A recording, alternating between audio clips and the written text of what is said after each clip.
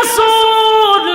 বাংলার জমিনে আশিক রাসূলের অভাব নাই, লাফালাফির অভাব নাই, ফালাফালির অভাব নাই, কেক খাওয়ার পার্টির অভাব নাই, বিরিয়ানি খাওয়ার পার্টির অভাব নাই।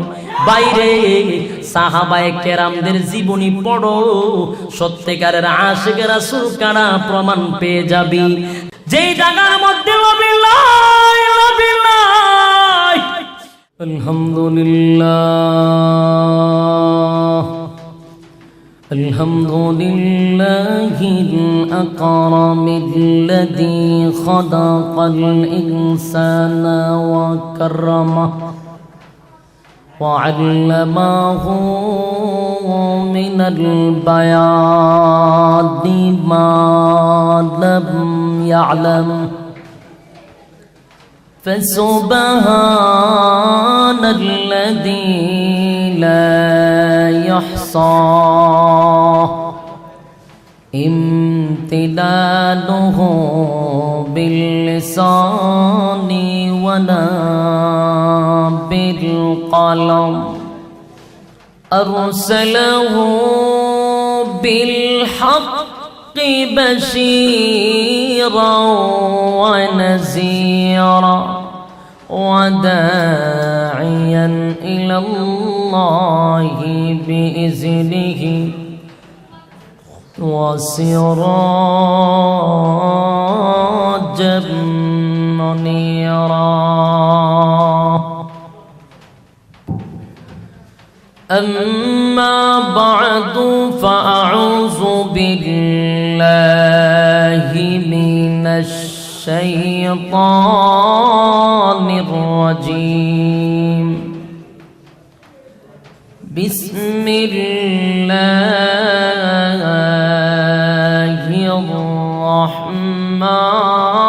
الرحمن الرحيم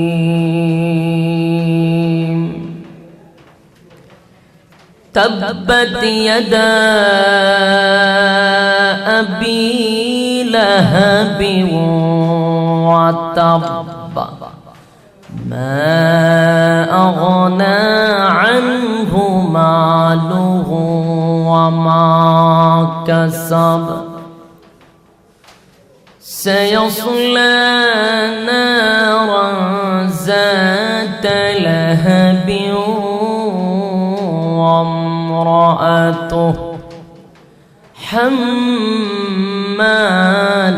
الحطب في جيدها حبل من مسد صدق الله العظيم وصدق رسوله النبي الكريم ونحن على ذلك من الشاهدين والشاكرين والحمد لله رب العالمين إن الله وملائكته يصلون على النبي يا أيها الذين آمنوا صلوا عليه وسلموا تسليما اللهم صل على محمد وعلى آل محمد كما صليت على إبراهيم وعلى آل إبراهيم إنك حميد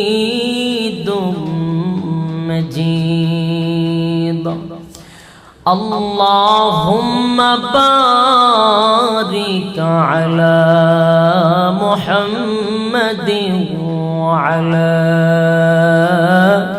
آل محمد كما باركت على إبراهيم وعلى آل إبراهيم إنك حميد مجيد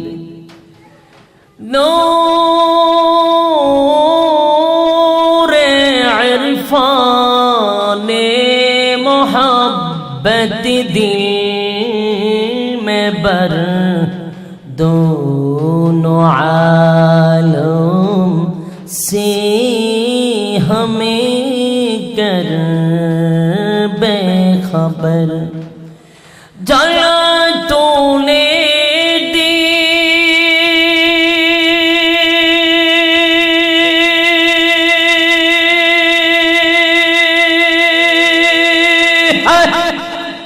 मेरे दिल में यारो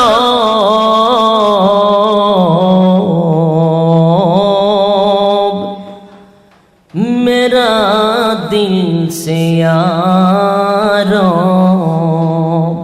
जलन की दवा अब फिला दे खुदाया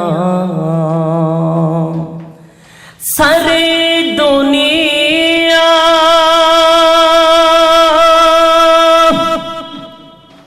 तय किया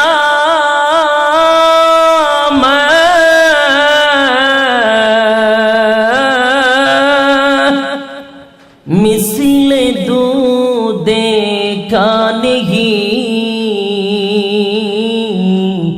तेरी मानंद खूबसूरत चांद भी होता नहीं बलागल्लो अलैहि जोड़े बलागल उला बिकमालिही कशवान हसूलत जमीअ खिसालिही सल्लो अलैहि हजर में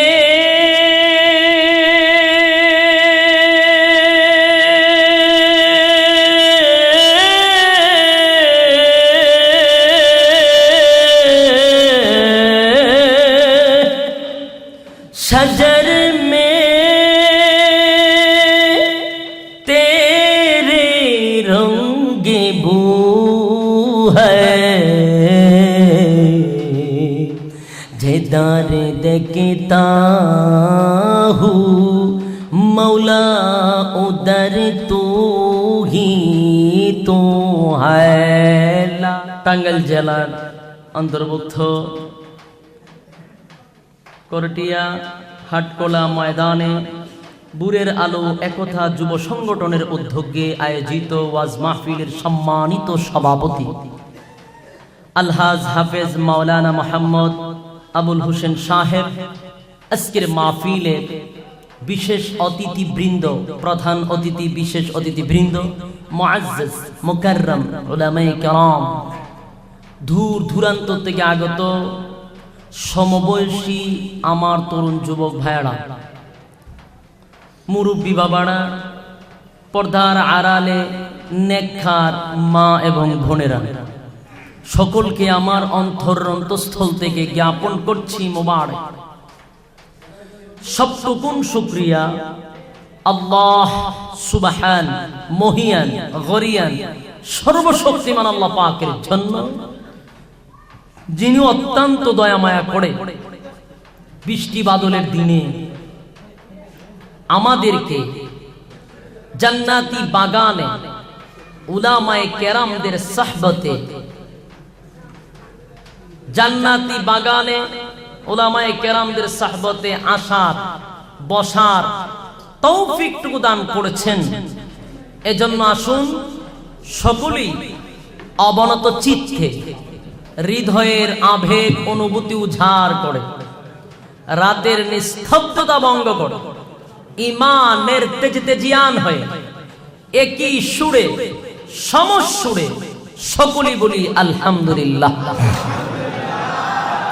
লক্ষ কোটি দুরুদ এবং সালাম আল্লাহর সৃষ্টির প্রধান আকর্ষণ, বিশ্ব সবার সভাপতি শামসুল হেদায়েত বদরুদ্দুজা সাইয়্যিদুস সাকালাইন ইমামুল মুরসালিন খাতামান নবিয়্যিন ওয়াল মুরসালিন আফতাবে নবুয়ত শাহীন শায়ে রিসালাত সুলতানে মদিনা হুজুরে আকরাম সাল্লাল্লাহু আলাইহি ওয়াসাল্লামের উপর।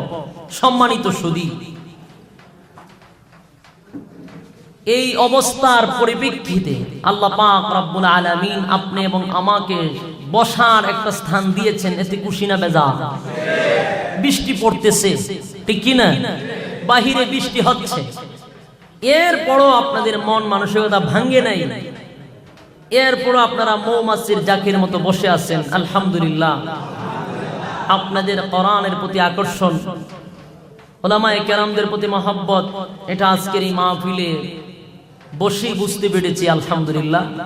যাই হোক, করছেন একমাত্র আল্লাহ এবং রাসূলকে খুশি করার জন্য, ঠিক কিনা ভাই? ইখলাসের নিয়তে বসতে হবে, দুনিয়ার কোনো আশা আকাঙ্ক্ষা নিয়ে বসি নাই, শুধু রব্বে কারীমকে খুশি করার জন্য আমরা এখানে বসছি, নাকি ভাই? অনেকে অনেক দূর দূরান্ত থেকে আসছেন, সিলেট থেকে প্রধান বক্তা আসবে দেখার জন্য। আইসা দেখেন যে প্রধান বক্তা খালি চেয়ারই দেখা যায়, বক্তা দেখা যায় না, ঠিক কি না? প্রধান বক্তা তো একটু বড় সড়ো হয়, মোটা সোটা হয়, এমন বক্তই আনছেন চেয়ারের সাইডে জায়গা আছে, ইচ্ছা করলে বইতে পারবেন একজন। কথা বুঝাইতে পারছি? এমন স্বাস্থ্য আমার যে পাশে জায়গা আছে, বসতে পারেন, কোনো সমস্যা নাই। এইগুলো প্রধান বক্তা। যাই হোক ভাই, আপনাদের দোয়ার বদলতে আল্লাহ পাক রব্বুল আলামিন এই পর্যন্ত আনছেন। সমস্ত অপেক্ষা ঢিঙ্গাই আপনাদের সামনে আসছি। যাই হোক, টাঙ্গাইল আসছি, নতুন নয়, আরো এক দুইবার আসছি। তো প্রথমেই ভূমিকা লম্বা না করে কিছু কথা বলবো, আলোচনার আগে কিছু কর্মসূচি দিব, ইনশাআল্লাহ পালন করবেন, রাজি আছি ইনশাআল্লাহ? প্রথম নম্বর হলো, আপনারা বক্তা আনছেন সিলেট থেকে, ইন্টারন্যাশনাল ভাষা, ঠিক কিনা? উন্নত মানের ভাষা, সিলেটি ভাষা। তো বক্তা আনছেন সিলেট থেকে, ভাষা কিন্তু অনেক সুন্দর, এই কারণে মাঝে মধ্যে না বোঝার সম্ভাবনা বেশি। কথা বুঝাইতে পারছি? তো ভাই, এটাও বুঝে নিতে হবে। চেষ্টা তো করতেছি মানে আপনাদের ভাষায় আলোচনা করার, আর আমি শুদ্ধ ভাষা বলার চেষ্টা করি।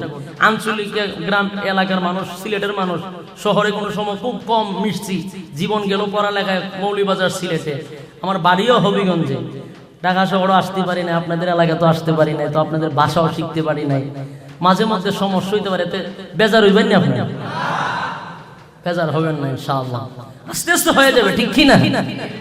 গোটা বাংলাদেশের সিলেটি কোনো বক্তা আন্তর্জাতিক বক্তা হতে পারে না, একমাত্র নুরুল ইসলাম অলিপুরি ছাড়া বাংলাদেশের সিলেটে কোনো বক্তা গোটা বাংলাদেশে প্রোগ্রাম করতে পারে না। এটার এক নাম্বার কারণ হলো ভাষার সমস্যা।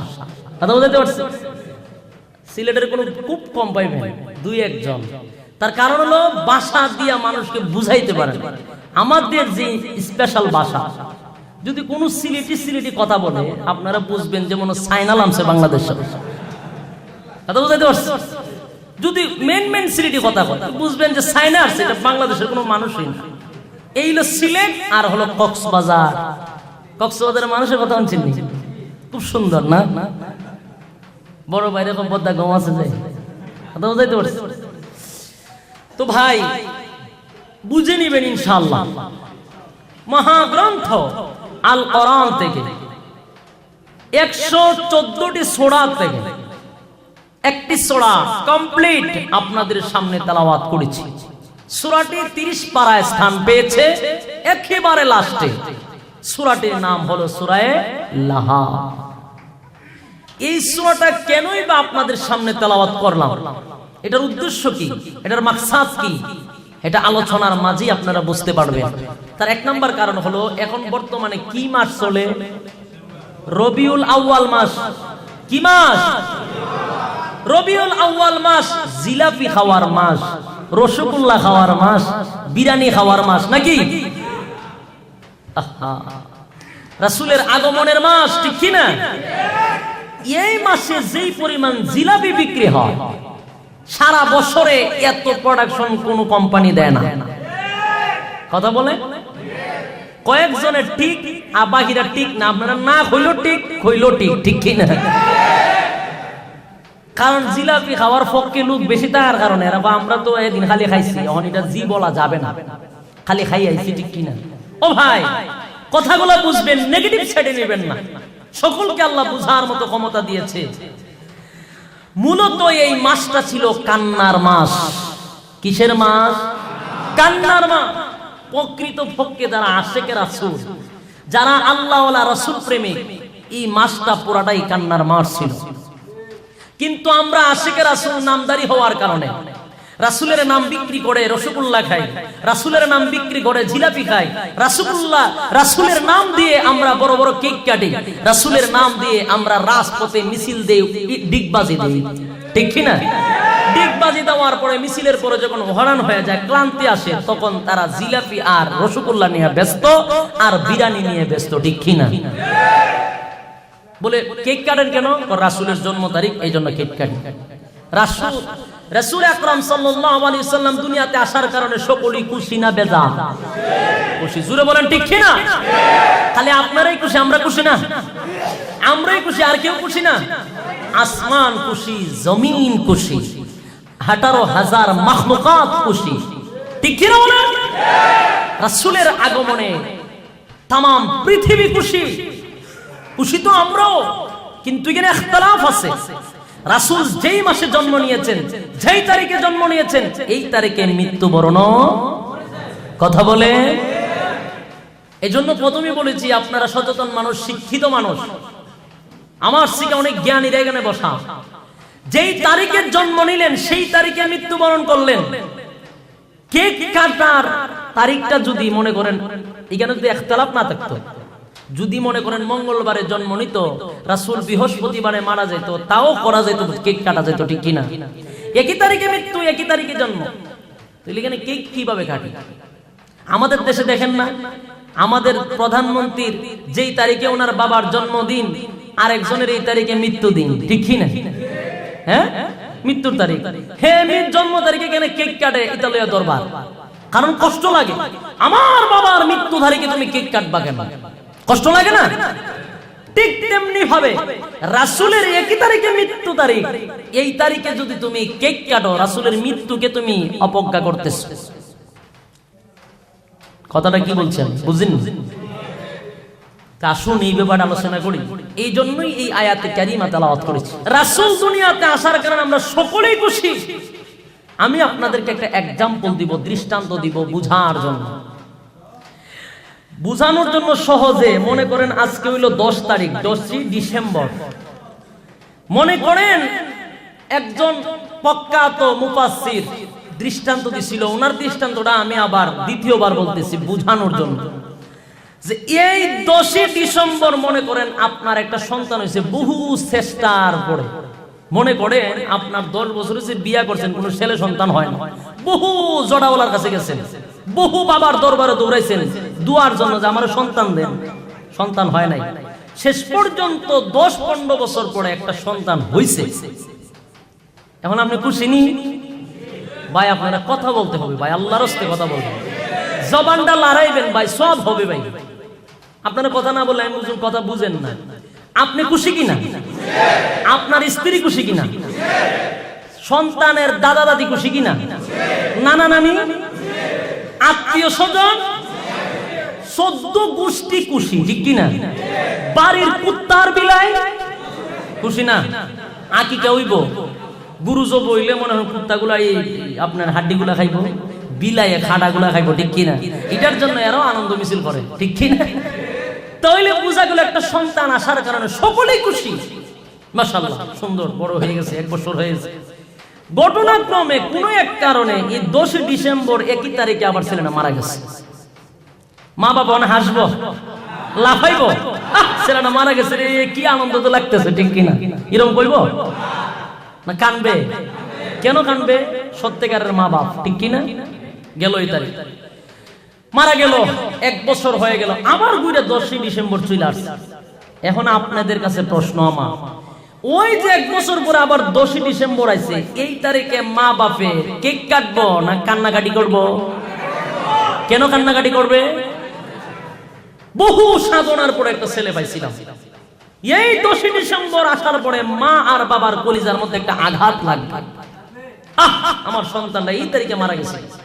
আসার আনন্দ নাই, যাওয়ার ব্যথার কষ্টে মা আর বাবা কান্নাকাটি শুরু করে দিছে ঘরের ভিতরে, ঠিক কি না? কেন কান্দে? সত্যিকারের মা বাপ, আসল মা বাপ, আসলেই তারা জন্ম দিছে, ঠিক কি না? এই জন্য কান্দে। ও মুসলমান, না বুঝার কারণে আজকে আমরা ফালাফালি করি।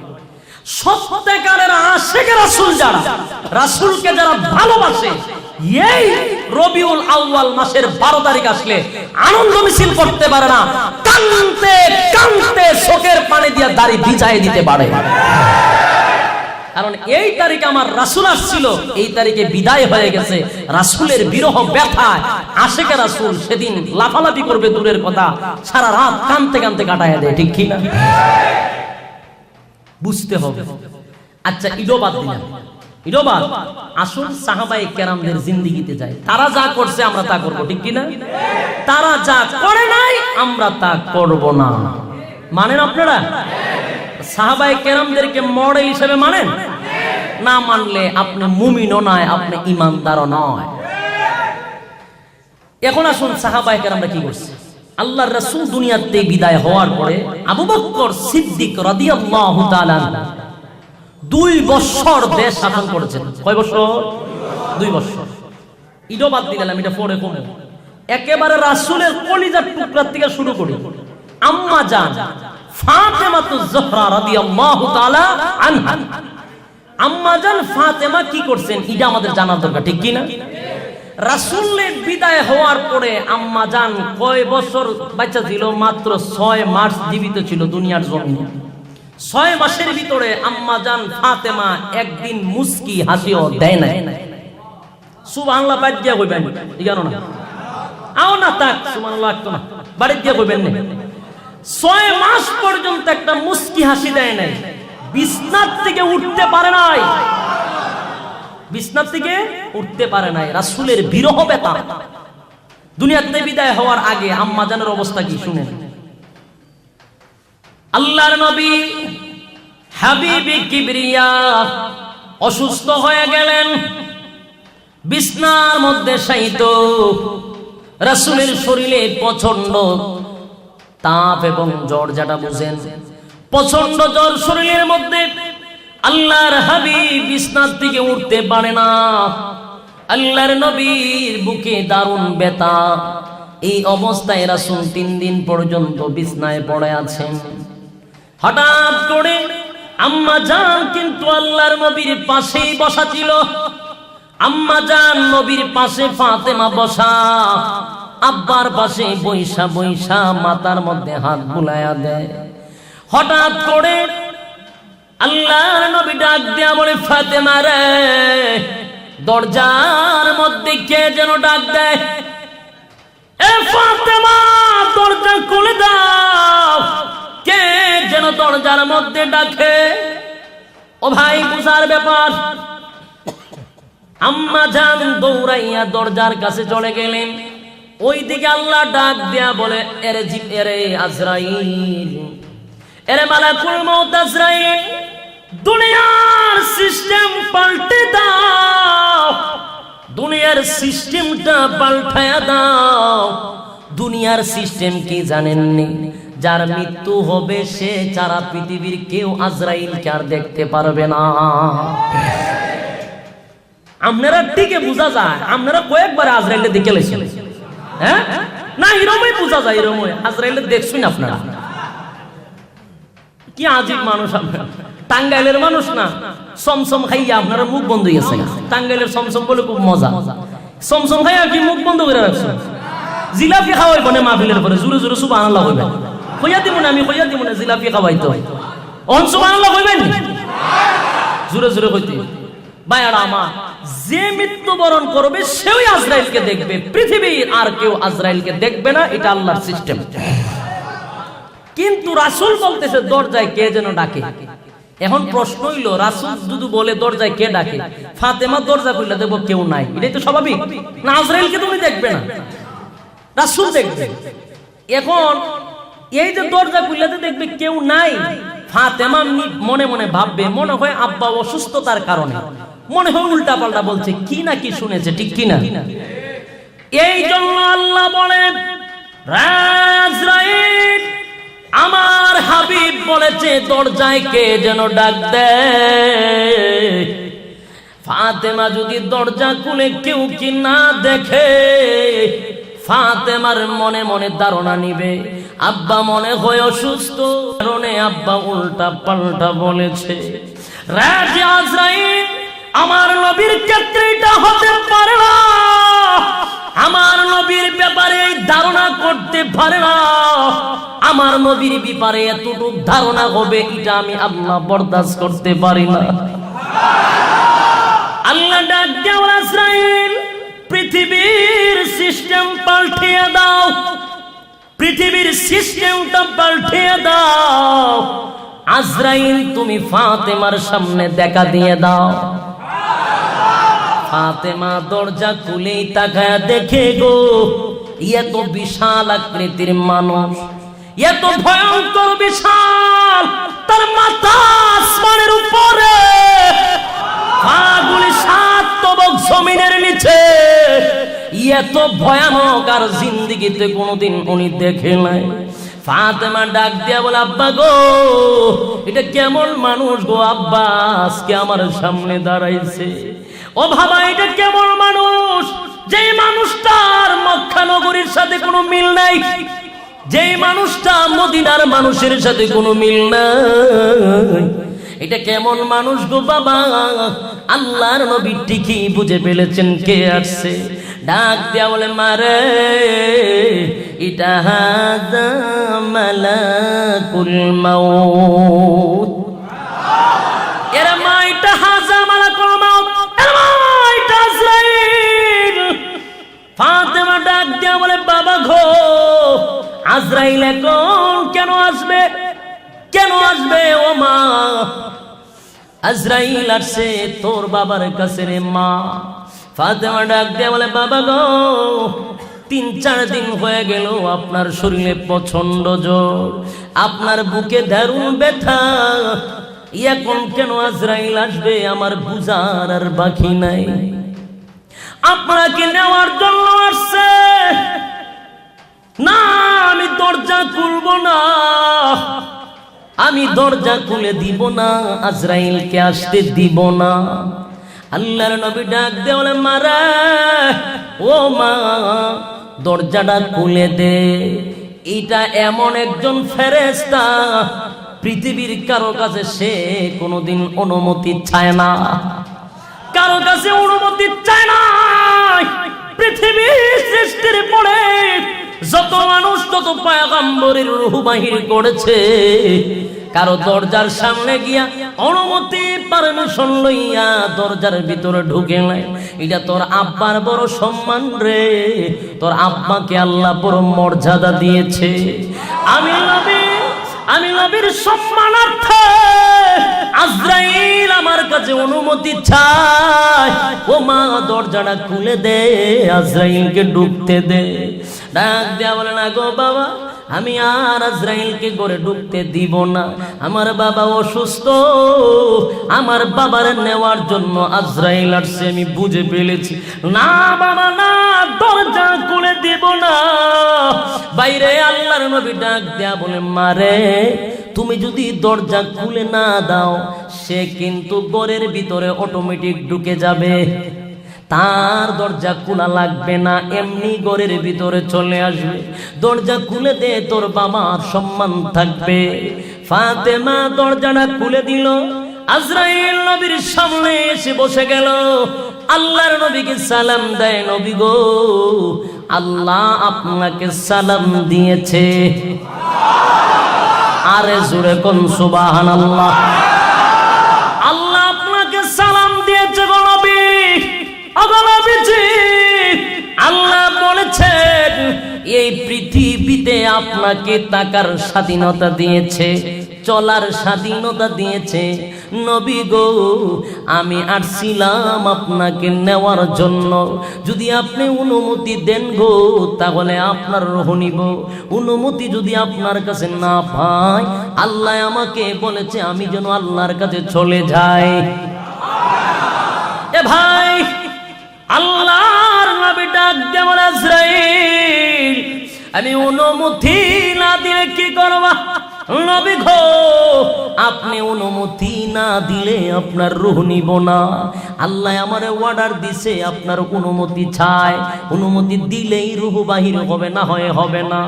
এ ভাই, আল্লাহর নবী বলেন, না আজরাইল, তুমি বসো, তোমার সঙ্গে আমার এখন কথা হবে না। আমি জিব্রাইল আসা না আগ পর্যন্ত আমি ফাইনাল ডিসিশন নিব না।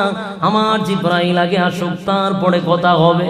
কিছুক্ষণের ভিতরেই জিব্রাইল ফেরেশতা আল্লাহর নবীর সামনে, পয়গম্বরের সামনে সে হাজির হয়ে গেল। ডাক দিয়া বলে, নবী গো, আপনি বুঝি আমার অপেক্ষা করেছিলেন? হে ভাই জিব্রাইল, আজরাইল কেন আসছে? আজরাইল কেন আসছে আমি জানতে চাই রে জিবরাইল। ডাক দিয়া বলে, নবী গো, আল্লাহ তো আপনাকে আগে সুসংবাদ জানায়া দিয়েছে, প্রত্যেকটা মানুষ মরণশীল, আপনিও মরবেন, আপনার শত্রুও মরতে হবে, ঠিক কিনা? প্রত্যেকটা মানুষ মৃত্যুর স্বাদ বহন করতে হবে। নবী গো, এখন আল্লাহ আপনাকে অনুমতি দিয়েছে, আপনি যদি অনুমতি দেন তাহলে আপনার রূহ নেওয়া হবে, অনুমতি না দিলে কিন্তু আজরাইল নেবে না। এখন আল্লাহ আপনার উপরে এটা ছেড়ে দিলেন, আপনি যা বলবেন আল্লাহ তা আজরাইলকে মেনে নিতে বলেছে। আপনি তাকতে চাইলে তাকেন, যাইতে চাইলেও যাইতে পারবেন, তবে আল্লাহ যাওয়াটা পছন্দ করেছে। কারণ কেন? এই দুনিয়ার থেকে হাজার গুণ আপনার জন্য পরকালের জিন্দেগি আপনার জন্য বেশি আরামদায়ক হবে, ঠিক কিনা? দুনিয়ার জমিনে আল্লাহ আপনাকে তো কিছুই প্রতিদান দিতে পারে না। আপনি যেইভাবে দুনিয়ার জমিনে আছেন, না না নবী গো, এর থেকে বেশি শান শৌকতে আপনি পরকালের জিন্দেগিতে বাস করবে। আল্লাহর নবী কোনো কথা বলে না, চোখের পানিগুলো ছেড়ে দিয়ে কান্দে, এমন কান্না শুরু করে দিয়েছে। আল্লাহর নবীর কানে কানে ডাক দিয়া বলে, নবী গো, কেন কান্দেন? যাইবেন বলে? না জিব্রাইল, যাওয়ার জন্য আমি কান্দি না। নবী গো, কেন কান্দে? আপনি মনে হয় খাদিজার কথা স্মরণ হয়ে গেছে, খাদিজার জন্য কান্দেন নাকি? না, আমি খাদিজার জন্য কান্দি না। ডাক দিয়া বলে, নবী গো, খাদিজাকে আল্লাহ জান্নাত দান করেছে, খাদিজার জন্য আপনার চিন্তা করা লাগবে না। নবী তারপরও কান্দে। ডাক দিয়া বলে, নবী গো, আপনি মনে হয় ফাতেমার জন্য কান্দে। ওগো নবীজি, ফাতেমা তু সাইয়্যিদাতু নিসাই আহলিল জান্নাহ, ফাতেমা জান্নাতের মহিলাদের সর্দার। নিজুরে কোন সুবহানাল্লাহ। ফাতেমার জন্য কান্দেন না। আল্লাহ নবী ডাক দেয়া বলেন, না আমি ফাতেমার জন্য কান্দি না। নবী গো, আপনি মনে হয় হাসাইন আর হুসাইনের জন্য কান্দেন। না, হাসাইন হুসাইনের জন্য কান্দি না। আল হাসান ওয়াল হুসাইন সাইয়্যিদা শাবাবি আহলিল জান্নাহ, হাসান হুসাইন কিন্তু জান্নাতের সর্দার হবে, পুরুষদের সর্দার হবে। ও নবীজি, হাসাইনের হুসাইনের জন্য আপনি কান্দেন না, তারা কিন্তু জান্নাতি। নবী ডাক দিয়া বলেন, আরে আমি আমার দুই নাতির জন্য কান্দি না। এমনি জিব্রাইল ডাক দিয়া বলে, নবী গো, তাহলে কেন কান্দেন? কেন কান্দেন? ডাক দিয়া বলেন, জিব্রাইল, আমি কান্দি আমার গুনাহগার উম্মত, আমার গুনাহগার উম্মতের জন্য কান্দি রে। আমার গুনাহগার উম্মতের কি অবস্থা হবে? সুবহানাল্লাহ। আমার নবী দুঃখের সময়ও চিন্তা করে উম্মতের জন্য, সুখের সময়ও নবী চিন্তা করে উম্মতের জন্য। মেরাজের রজনীতে যেদিন উর্দু ভবনে যখন যাবেন, আল্লাহর সঙ্গে যখন সাক্ষাৎ করবেন, সেদিন আনন্দের দিনে আল্লাহ নবী ডাক দেয়া বলেছিল, জিবরাইল রে, আমি যে বুরাক পেয়েছি, আমার উম্মতেরা কি সেই বুরাক পাইবে? তাহলে আমার নবী শুধু দুঃখের সময় নয়, সুখের সময় উম্মতকে ভুলে নাই, ঠিক না? এ ভাই, সে আল্লাহর পয়গম্বর ডাক দিয়া বলবে, রে জিবরাইল, আল্লাহর কাছে আমি বলতে চাই, আমার উম্মত গুলিকে যেন উনি একসাথে ধ্বংস যেন না করে দেয়।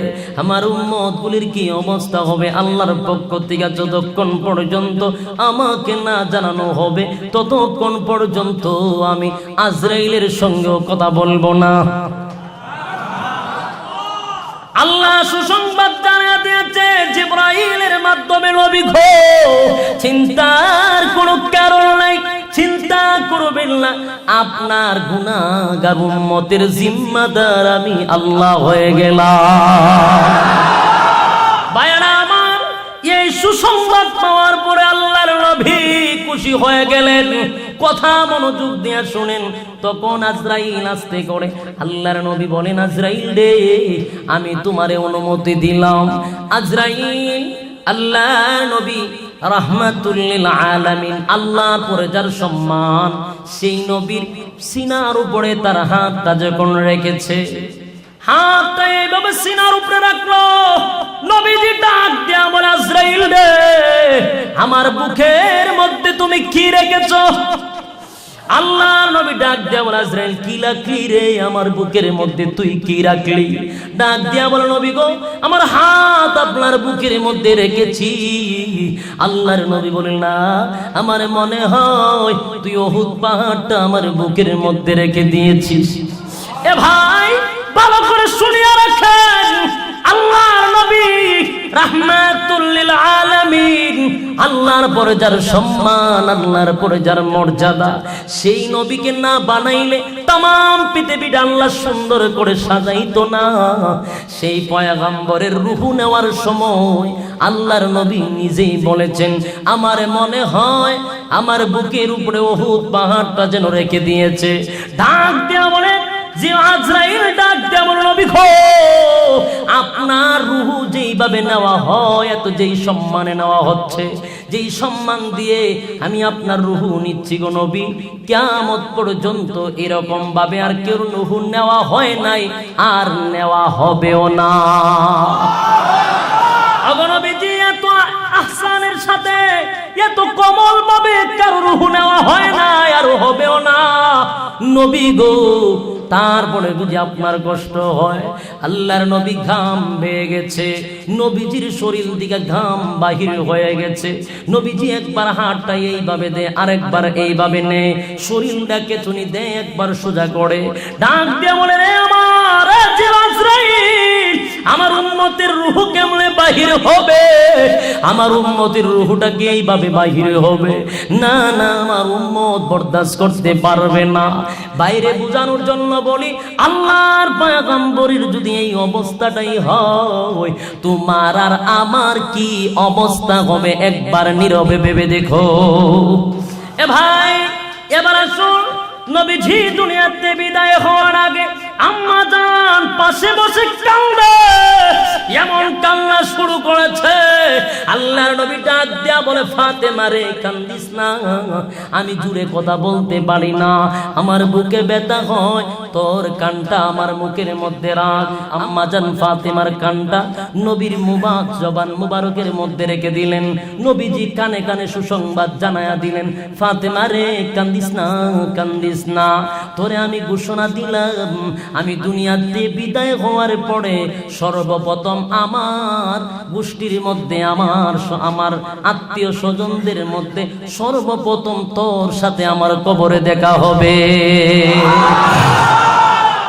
এই কথা শোনার পরে আম্মা জান একটা মুস্কি হাসি দিছিল। এই যে একটা মুস্কি হাসি দিছিল, নবীজি মৃত্যুর পরে 6 মাস আম্মা জান দুনিয়ার জমিনে বেঁচে ছিল। একদিনও আম্মা জান একটা মুস্কি হাসি দেয় না, বিছনা থেকে উঠতে পারে নাই। আশিক রাসূল, বাংলার জমিনে আশিক রাসূলের অভাব নাই, লাফালাফির অভাব নাই, ফালাফালির অভাব নাই, কেক কাউরা কেক খাওয়ার পার্টির অভাব নাই, বিরিয়ানি খাওয়ার পার্টির অভাব নাই। বাইরে সাহাবায়ে কেরামদের জীবনী পড়ো, সত্যিকারের আশিক রাসূল কারা প্রমাণ পেয়ে যাবি। বিশ্ব নবীর জীবনী পড়ো, সত্যিকারের আশিক রাসূল কারা প্রমাণ হয়ে যাবে। গেল নবীর মেয়ে, আসল নবীজির কলিজার টুকরা, নবীজির সফরের সাথী, নবীজির খুব ঘনিষ্ঠ বন্ধু, হিজরতের সাথী খলিফাতুল মুসলিমিন আবু বকর সিদ্দিক রাদিয়াল্লাহু তাআলা আনহু 2 বছর দেশ শাসন করলেন। নবী দুনিয়া থেকে বিদায় হওয়ার পরে নবীর সঙ্গেই ছিলেন। ও ভাই, 2 বছরের শাসন আমলে কোন সময় আবু বকর একটা মিছিল মিটিং করলো, কোন দিন আবু বকর একটা কেক কাটলো, একটা প্রমাণ যদি কেউ দিতে পারে, আমি মোল্লার জিব্রা এখানে খাইটা তারপরে সিলেট যাবো। কথা বুঝেননি? যদি একটা প্রমাণ সহিহ হাদিস থেকে দেখাইতে পারে, এখানে চ্যালেঞ্জ করলাম, জিব্রা খাইটা তারপরে সিলেট যাবো, হেলে যাইতাম না। একটা প্রমাণ দিতে পারবেন না। শুনুন আবু বকরের জিন্দেগি শুনুন, আমি বলি ভালো করে শুনুন। খলিফাতুল মুসলিমিন আবু বকর নবীজি দুনিয়াতে বিদায় হওয়ার পরে এই যে বিরহ বেতা কলিজার ভিতরে ঢুকলো, নবী নাই, নবী নাই, নবী নাই, এই যে বিরহ বেতা ভিতরটা পুড়ে গেছে, বাইরে কলিজাটা পুড়ে গেছে। নবী নাই, নবী নাই, নবী নাই, বিরহ বেতায় কলিজা অর্ধেক পুড়ে গেছে। মানুষের সঙ্গে কথা যখন আবু বকর বলতো গো, তখন জবান থেকে কলিজা পুরা গন্ধ বাহির হইতো। এ ভাই, শুধু তাই নয়, কিতাবের মধ্যে লেখে আবু বকর যেখানে ঘুমাইতে, ঘুমাইয়া ঘুমাইয়া নবীর কথা স্মরণ হইলে মাঝে মধ্যে উনি বেদনায় চিৎকার দিয়ে উঠতেন, আর মাঝে মধ্যে বলতেন আহ নবী নাই, আহ নবী নাই। এই যে বলতেন, উপরের একটা সামিয়ানা ছিল, নবীজির ব্যথায় উপরের সামিয়ানাটা কালো হয়ে গেছে। এ আশিক রাসূল 2 বছর জীবিত ছিল। গেল আবু বকরের কথা, উমরের কথা বললাম না, আর সাহাবীর কথা বললাম না। এবার বেলালের কথা আসুন। বেলাল কি করেছে এটাও জানার দরকার আছে না নাই? আবু বকর মিছিল পাইলাম না, মিটিং পাইলাম না। বেলাল নবীজির মসজিদের মুয়াজ্জিন ছিল রে। বেলাল কয়টা মিছিল করছে আমরা ঘটনাগুলো শুনলেই বুঝতে পারবো।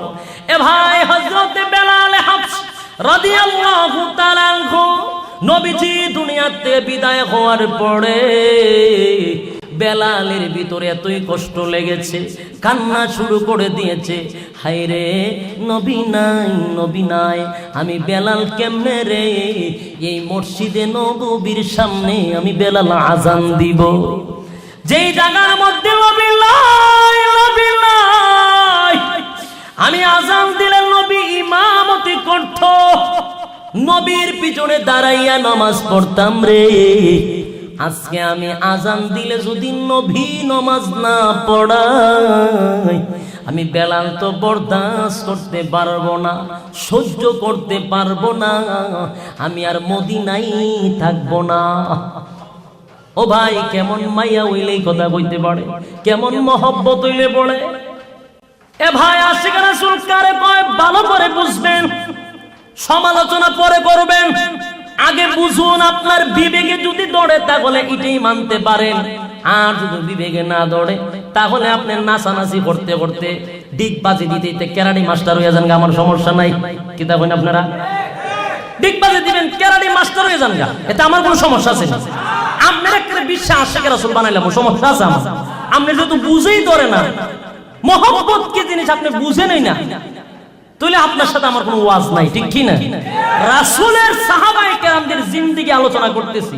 হায়াতুস সাহাবা নামক কিতাব পড়বেন, আমি নাম বইলা দিলাম।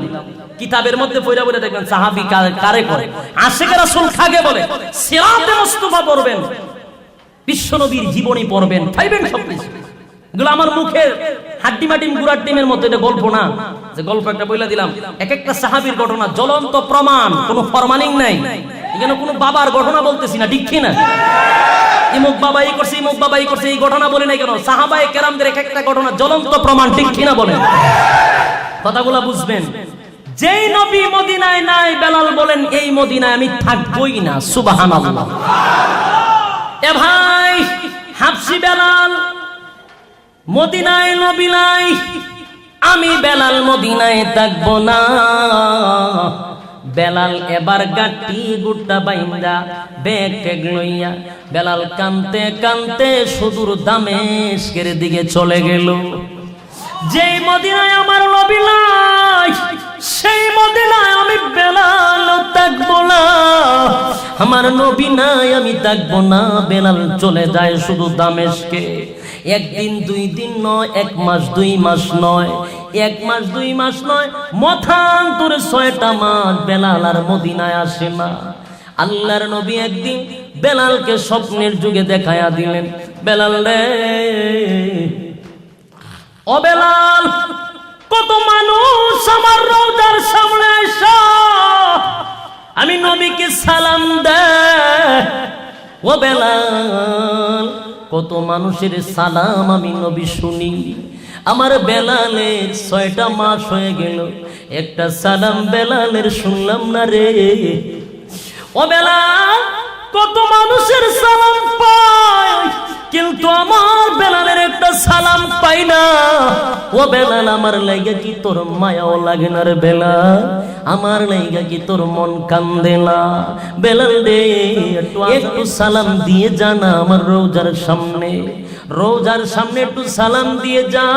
বাইরে স্বপ্নের মধ্যে বেলালকে দেখায়া দিল।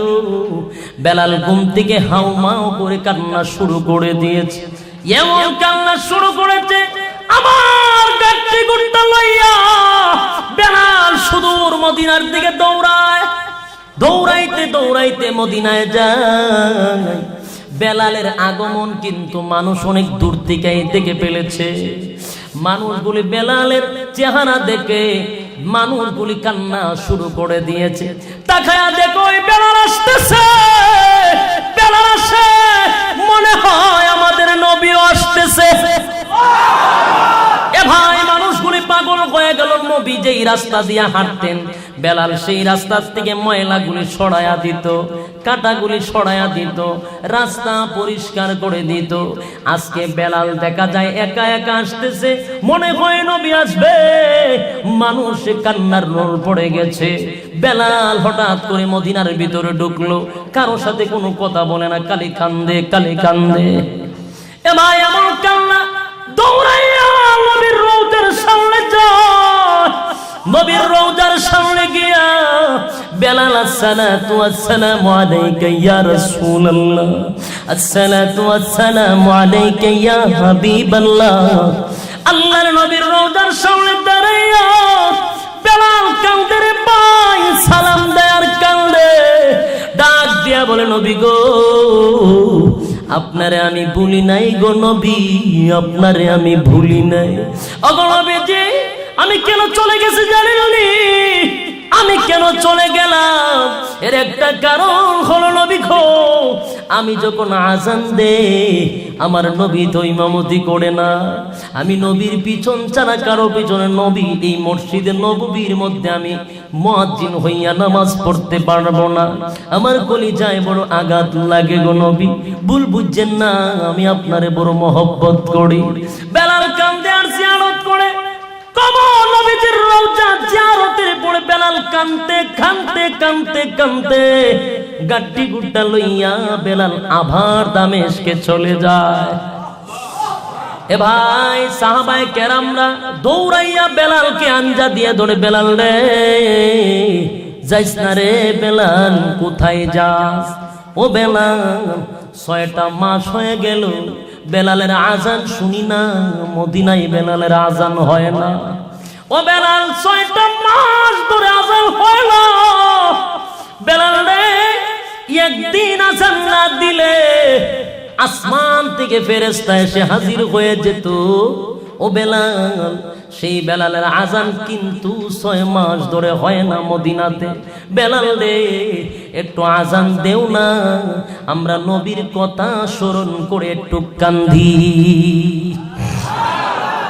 এ ভাই বেলাল, একটু আযান দে, তোর আযান শুনে আমরা নবীর কথা স্মরণ করে একটু কানবো রে, একটু আযান দে না বেলাল। বেলাল ডাক দেয়া বলে, না না না, হতে পারে না, আমি বেলাল জিন্দিগিতে মদিনার জমিনে দাঁড়াইয়া আযান দিব না রে। যে আযান দেওয়ার পরে আমার পয়গম্বর নামাজ পড়াইবে না, ইমামতি করবে না, আমি বেলাল কেমনে রে এখানে দাঁড়াইয়া আমি আযান দেই?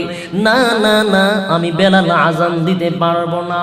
ভাইয়েরা আমার, বহু সাহাবায়ে কেরামরা হাতে ধরে বেলালকে জড়ায়া ধরে কান্দে আর বলে, বেলাল রে, দে না ভাই, একটু আযান দে, তোর আযানের ধ্বনি শুনে আমরা নবীর কথা স্মরণ করব, নবীর স্মৃতি আমরা স্মরণ করে সবাই কান্দবো, একটু আযান দে। বেলাল শুনে না দামেস্কে চলে যায়। সাহাবায়ে কেরামরা দৌড়াইয়া চলে গেলেন হাসাইন আর হুসাইনের কাছে, গিয়ে বলে, হাসাইন হুসাইন রে, কত বুঝাইলাম বেলাল একটু আযান দেওয়ার জন্য, বেলাল আযান দেয় না, তোমার নানার কথা স্মরণ করে কানবো, কিন্তু বেলাল তো আযান দেয় না, তোমরা একটু বুঝাও না, তোমরা দুই ভাই যদি ভালো করে বুঝাও অবশ্যই বেলাল আযান দিবে। হাসাইন আর হুসাইন রাদিয়াল্লাহু তাআলা আনহু দৌড়াইয়া চলে গেলেন বেলালের কাছে, গিয়ে বলে, বেলাল রে, ও বেলাল, একটু আযান দেন না। বেলালকে কিন্তু এরা দুই ভাই হাসাইন আর হুসাইন দুই হাতের মধ্যে গিয়া জাপটা দিয়ে ধরে ফেলেছে। দুই হাতের মধ্যে ধরলো, বেলালকে ডাক দিয়া বলে, বেলাল গো, একটু আযান দেও না, তোমার আযান মদিনার মধ্যে 6টা মাস হয়ে গেল শুনি না, তোমার আযান শুনে আমরা একটু কানবো, নবীর কথাটা একটু স্মরণ করে কানবো। ও বেলাল, আযান দাও। বেলাল এবার চিন্তায় পড়ে গেলেন, আশ্চর্য হয়ে গেলেন, যেই দুই সাহাবী আমার দুই হাতের মধ্যে ধরেছে, এই হাতের মধ্যে তারা কিন্তু নবীর হাতের মধ্যে এইভাবে ধরতেন, এই হাতে দুই হাতের মধ্যে নবীর আদরের দুই সাহাবী, নবীর দুই আদরের নাতি দুই হাতে এইভাবে ধরে রাখতেন, যাদের কথা নবী কোনোদিন ফালাইতেন না, নবীকে তারা গুড়া বানাইতেন, নবী তাও শুনতেন, বলতেন না না আপনি গুড়া হন, আমরা গুড়া সোয়ার করব, নবী তাদের কথা ফালাইতেন না, নবী গুড়া হয়ে যেতেন। বিশ্ব নবীর শরীরে একটা মশা আর মাছি কোনোদিন বসতো না, কিন্তু সেই দুই সাহাবী নবীর আদরের নাতি, তারা কিন্তু নবীর পিঠের মধ্যে গুড়া সোয়ার করত। সেই দুই সাহাবী বেলালের দুই হাতের মধ্যে দইরা বলে, বেলাল, ও বেলাল, একটু আযান দাও। বেলাল চিন্তা করলো, নবী যাদের কথা ফিরায়া দেয় না, আমি বেলাল যদি ফিরায়া দেই গো, কিয়ামতের ময়দানে বিশ্ব নবীর কাঠগড়ায় আমি আসামি হয়ে যাব, নবীর সামনে আমি লজ্জিত হয়ে যাব, না না, তাদের কথা ফালানো যাবে না। বেলাল দৌড়াইয়া মিনারের উপরে উঠে গেল, ওইটাই আযান শুরু করে দিয়েছে। আল্লাহু আকবার, আল্লাহু আকবার, আল্লাহু আকবার,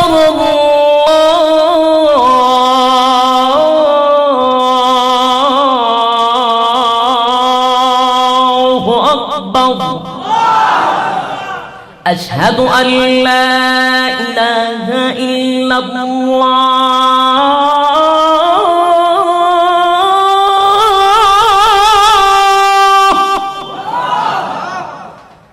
আশহাদু আল্লা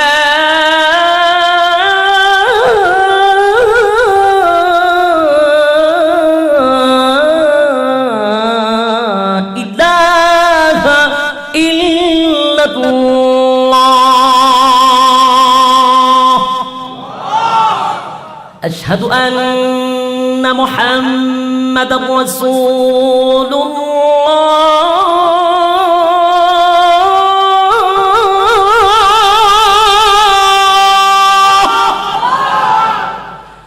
আশহাদু আন্না মুহাম্মাদার রাসূলুল্লাহ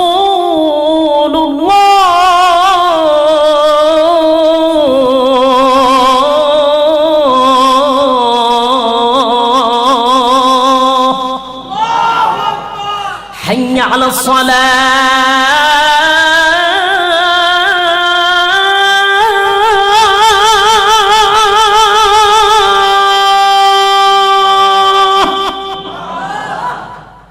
حي على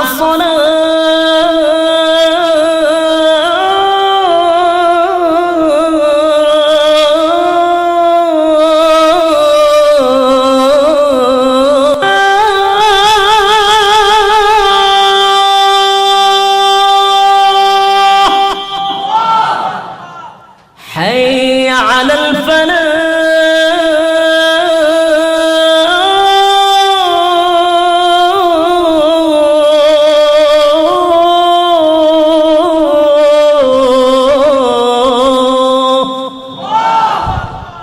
الله أكبر الله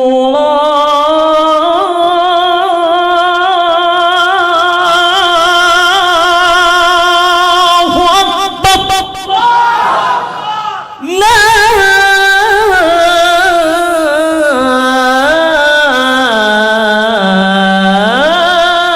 إله إلا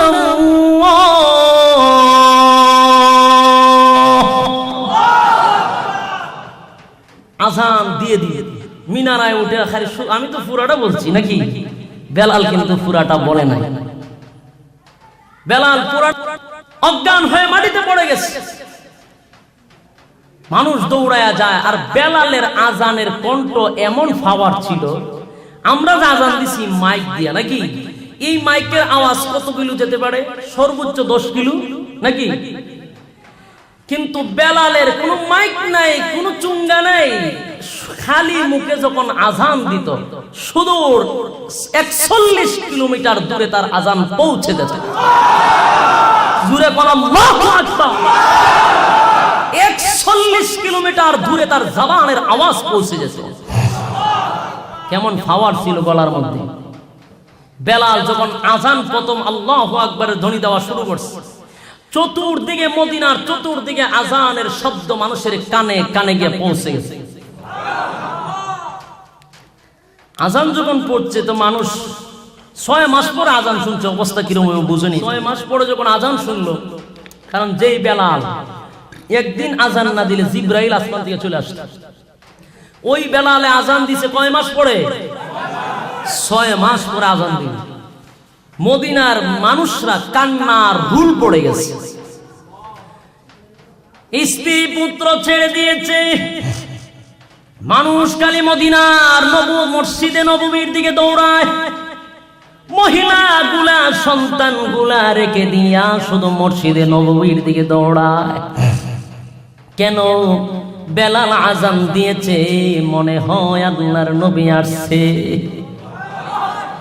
এ ভাই বেলালের আজান শুনে মানুষগুলি মনে হয় এমনটাই ভেবেছিল 6 মাস পরে বেলালে আজান দিয়েছে মানুষগুলি ডাক দিয়ে বলে শুনো বেলালের আজান শোনা যায় এ বেলাল আজান দেয় রে মনে হয় আল্লাহর নবী ইমামতি করবে এই যে মানুষের ভিতরে একটা কান্নার রোল পড়লো চতুর্দিকে মানুষগুলি আওলা পেশে পাগল নিবেশে খালি দৌড়ায় দৌড়াইতে দৌড়াইতে কিছু দূর যাওয়ার পরে দেখে আর শব্দ নাই আশহাদু আন্না মুহাম্মাদার রাসূলুল্লাহ পড়েছে এরপরে বেলালের আওয়াজ নাই গিয়ে দেখে বেলাল অজ্ঞান হয়ে পড়ে আছে কেন জানেননি বেলাল বলে আমি আশহাদু আন্না মুহাম্মাদুর রাসূলুল্লাহ যখন পড়ি রে তখন আমার নবীর দিকে আমি একবার হইল তাকাইতাম কিন্তু আজকে আমি আজান দেই, নবী নাই, নবী নাই, নবী নাই, নবীর চেহারা আমার চোখের সামনে ভেসে না। এই জন্য বেলাল অজ্ঞান হয়ে গেছে, বরদাস্ত করতে পারে না। বাইরে আপনাদেরকে আমি বলি তাদের ভিতরে কেমন মায়া ছিল। এ ভাই, বেলালের জিন্দেগি যতদিন বাইচা গেল, কয়দিন আনন্দ মিছিল করছে, কয়দিন লাফালাফি করছে, কয়দিন তারা কেক কাইটা খাইছে রে ভাই। একটা প্রমাণ কোনো বেয়াদবরা দিতে পারবে না। আমি বলি, শুধুমাত্র জিলাপি খাওয়ার জন্য, শুধুমাত্র বিরিয়ানি খাওয়ার জন্য, শুধুমাত্র মিষ্টি খাওয়ার জন্য কিন্তু এই আন্দোলন, ঠিক কিনা? নবীর মহব্বত ভিতরে থাকলে আল্লাহর কসম রে ভাই, সাহাবায়ে কেরামদের মতো নবীকে ভালোবাসতে হবে। জিলাপি খাইয়া নয়, নবীর জন্য রক্ত দিতে হবে, ঠিক কিনা?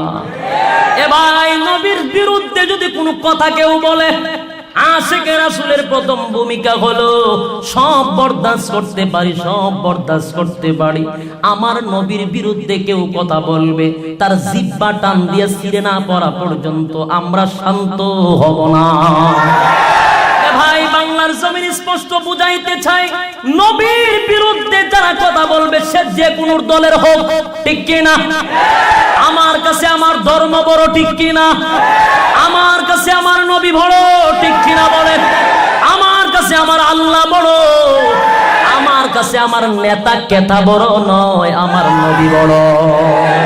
এজন্য ভাই, নবীর অসম্মানী যারা করবে, নবীর বিরুদ্ধে যারা কলম লিখবে, কে কোন দল করেন দেখার টাইম নাই, সকলেই এক মাঠে আসতে হবে, ঠিক কিনা? এক মাঠে কাজ করতে হবে, অন্য কোন দল মল নির্বিশেষে, ঠিক কিনা বলেন? কারণ আমরা কার দল? আল্লাহর সৈনিক, ঠিক কিনা? আমরা আল্লাহর সৈনিক মুসলমান। যারা ঈমান আছে, যাদের ভিতরে বিন্দু পরিমাণ ঈমান আছে, তারা আল্লাহ নবীর অপমান সহ্য করতে পারে না। ভাইরা আমার, তাহলে আসুন আমরা এটা বুঝা কি পাইলাম এতক্ষণের ঘটনায়, সাহাবায়ে কেরামদের জীবনী শুনে আপনারা কি বুঝাইতে পারলাম? আমি আপনাদেরকে বুঝাইতে পারছি না কিছু? আমার ভাষা বুঝুননি? এতক্ষণ যা বলছি সব বুঝছুনি না? খবর জিয়ারত হইছে, আপনি খবর জিয়ারত হয়ে গেল, যাই হোক বুঝছেন তো আপনারা। এবার আসেন, সাহাবায়ে কেরামদের জীবনী পড়ে আমরা এতটুকু বুঝলাম, রাসূল দুনিয়া থেকে বিদায় হওয়ার পরে সাহাবায়ে কেরামরা জিন্দেগিতে কোনোদিন আনন্দ মিছিল করে শুধু কানলো, ঠিক কিনা? আপনাদেরকে যদি এক একজন সাহাবীর ঘটনা বলি, সারা রাত শেষ হয়ে যাবে, তথাপি এক একজনের জীবনী শেষ করা যাবে না। রাসূল দুনিয়া থেকে বিদায় হওয়ার পরে সাহাবায়ে কেরামদের উপরে যে কেমন করুণ অবস্থা শুরু হয়েছিল, শুধু বিরহ বেতা। আর আজকে আমরা ১৫০০ বছর আগে, ১৫০০ বছর পরে বর্তমানে যে আশিক রাসূল বাইরেছে, আল্লাহু আকবার, দাড়ি নাই, টুপি নাই, সুন্নত নাই, মাথার জট লাগিয়ে বইরা রইছে। এরপরে রাসূলের সুন্নত ফাঁক থেকে মাথা পর্যন্ত তাকাইলে মানুষটা কি মুসলমান না হিন্দু বুঝুই জানা। এরপরে সে বলে আশিক রাসূল কইয়া ফালাফালি করে, আছে না নাই? এরপরে কয় আমি বিশ্ব আশিক রাসূল, আমার মতো আশিক রাসূল আর কেউ নাই। কোন হেরে বুঝাইতো কেডা? মনে কোন হেরে কে বুঝাইতো? বেটা, রাসূলের সুন্নত তাক তুইব তোর মধ্যে, এরপরে আশিক রাসূল, ঠিক কিনা? তুই যে সাইনবোর্ড লাগায় ফালাফালি করস, মানুষ তখন সচেতন, ঠিক কিনা? মানুষ কিন্তু সব বুঝে, বাটপারি বেশি দিন চলতো না, ঠিক কিনা? এটা বাটপারি মানুষে বুঝে, খালি এখন অবস্থা বালা নাইলে মাতে না কেউ, ঠিক কিনা? নাইলে বাইরেতে বাইরেতে ফিরে সামরা তুল লইলেন বাটপারি। রাসূলের নামে বন্ডান্তি, রাসূলের নাম দিয়ে মিষ্টি খাওয়ান আর জিলাপি খাওয়ান, তা সব বাইরে লইলে, ঠিক কিনা? দোয়া করেন আল্লাহ যেন তাদেরকে উত্তম হেদায়েত দান করে। আমরা এরপরও তাদের লাগে দোয়া করি, আল্লাহ তুমি হেদায়েত দাও, হেদায়েত দাও, ঠিক কিনা? ভাইয়েরা আমার, এবার আসুন, তাহলে এরপরও যদি তারা অতিরিক্ত মানে বেশি করে, অতিরঞ্জিত যদি হয়, বেশি বাড়াবাড়ি যদি করে, তইলে এর পরিণতিটা আবু লাহাবের যে অবস্থা হইছে, আবু লাহাবের যে অবস্থা হইছে, আবু জাহেলের যে অবস্থা হয়েছে, তাদেরও এই অবস্থাই হবে। বুঝেন না আপনারা? অতি ভক্তি সুরের লক্ষণ, বেশি ভক্তি ভালো নয়। এজন্য আসুন, যারা রাসূলের শানে বেয়াদবি করেছে, তাদের লাশ পরিণতি কি হয়েছে আমার মুখে একটু শুনুন। যে সূরাটা আপনাদের সামনে আমি তেলাওয়াত করেছিলাম, এই সূরাটা কেন নাজিল হলো, কোন কারণে নাজিল হলো, অল্প সময়ে শেষ করব। আপনারা কষ্ট হইল ছাইরা দিতাম না পায়ের আমার 1 ঘন্টা হয়ে গেছে, বেশি সময় চলতো না। আমার যাইতে কই সিলেট, ওই হবিগঞ্জ যাইতে খুব আরামে আসেন আপনারা, মাঝে মধ্যে হা না কইতে হইব। আমি এখানে চিল্লাইতে যে আপনারা মাঝে মধ্যে হাউই আর নাউই বাই ভরতারি না, আবার সারা রাত চলতো। কেরাসিন করছি না তো যে হুজুর কেরাসিন বইরা তুইছেন, তেল বইরা তুইছেন, যৎকান ফারেন স্টার দিছেন, আর বন্ধু বন্ধ নাই।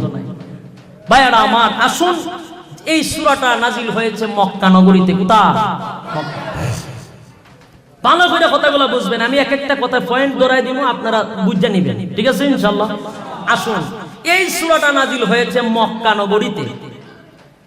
সূরাটি কেন নাজিল হলো, কোন কারণে নাজিল হলো, তার প্রেক্ষাপট কি, এটা আপনাদের সামনে বলবো ইনশাআল্লাহ। এই সূরাটি নাজিল হয়েছে মক্কা নগরীতে, তার নাম হলো সূরা লাহাব।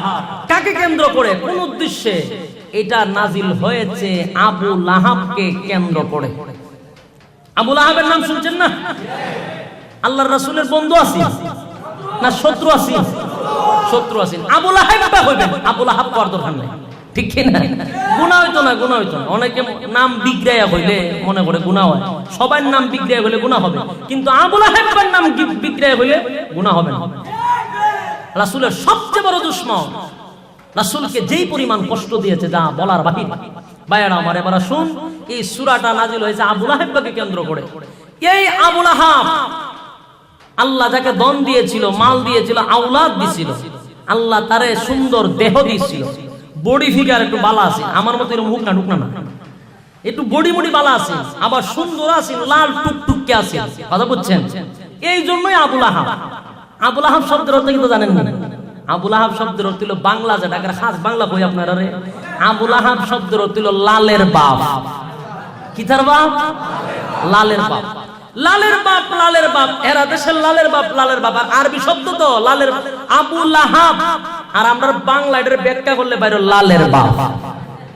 একটু বাঙ্গিয়া বল, আবুল শব্দের অর্থ হলো আব্বা, আবুল শব্দের অর্থ আব্বা।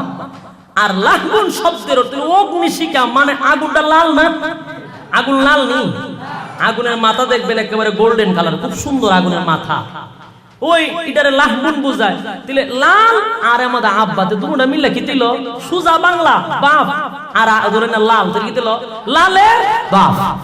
ওহন বুঝছেন না? আরো কইতা তা উদ্দুরি বালা নাকি তা বুঝুননি, ভাষা বুঝুননি, হয় হয় জুড়ে কইতিব, জুড়ে নাইলে বুঝমু কিলা, আরো জুড়ে কইতিব, বুঝুননি আপনারা?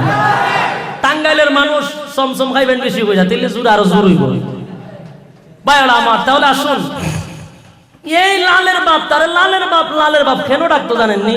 এটার একটা কারণ, বেশি সুন্দর আছিল, টুকটুক লাল আছিল, টুকটুক লাল, এলে মানছে কইতো লালের বাপ, লালের বাপ। আল্লাহ তারে দিছিল ধন, আওলাদ এবং সৌন্দর্য, কিন্তু সে এই নিয়ামতের শুকরিয়া আদায় করে নাই, রাসূলের শানে সে বেয়াদবি করেছে। বেয়াদবি করার কারণে এই সূরা লাহাব নাজিল করে আল্লাহ ঘোষণা দিয়েছেন, আবু লাহাব তুই নিজেও ধ্বংস, তোর আওলাদর ধ্বংস, তোর 14 গোষ্ঠী ধ্বংস। কথা বুঝেননি? আবু লাহাব যে সেলাফেলা সব ধ্বংস হয়েছে, ঠিক কি না? আসুন, এই সূরাটা নাজিল হয়েছিল রাসূলের নবুয়তি পাওয়ার কিছুদিন পরে। রাসূল যখন প্রকাশ্যে 40 বছর পরে ওনার কাছে ওহী নাজিল হয়েছে। কয় বছর পরে?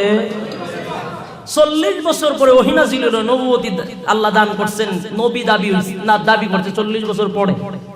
এখানে কিন্তু আরেকটা প্রশ্ন আছে, বড় মজার ব্যাপার, এই জায়গাটাও বুঝতে হবে আপনাদের।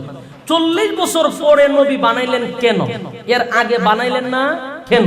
এটা বুঝতেন না আপনারা? আপনাদের প্রশ্নটার হুজুর 40 বছর পরে বানাইলো, এর আগে নবী বানাইলেন, বালা আছেন, জোয়ান টোয়ান ছিল, রাসূলের বডি মাড়ি বালা আছে, অল্প বয়সে নবী যেত, 40 বছর পরে আল্লাহ নবী কেন দিলেন? প্রশ্ন আসে না? এটা আপনারা বোঝানি দরকার। এটার একটা কারণ, 40 বছর পরে কেন নবী বানাইলেন? আপনারা গ্রামে যে চেয়ারম্যান সাহেব এখানে আসছেন, উনি আপনার এলাকার নেই, এলাকার না, উনারে ভোট দিয়া চেয়ারম্যান বানাইছেন কেন? জনপ্রিয়তা আছে, মানুষ ওনাকে পছন্দ করছেন, ওনার একটা প্রভাব এলাকার মধ্যে আছে, ঠিক কি না? এই জন্য আপনারা ভোট দিয়ে ওনাকে চেয়ারম্যান বানাইছেন। আমরা সিলেট থেকে যদি কেউ আই এখানে চেয়ারম্যানই দাবি করে, বলে আমি চেয়ারম্যানের দ্বারা টাঙ্গাই, আপনারা ভোট দিবেন নি?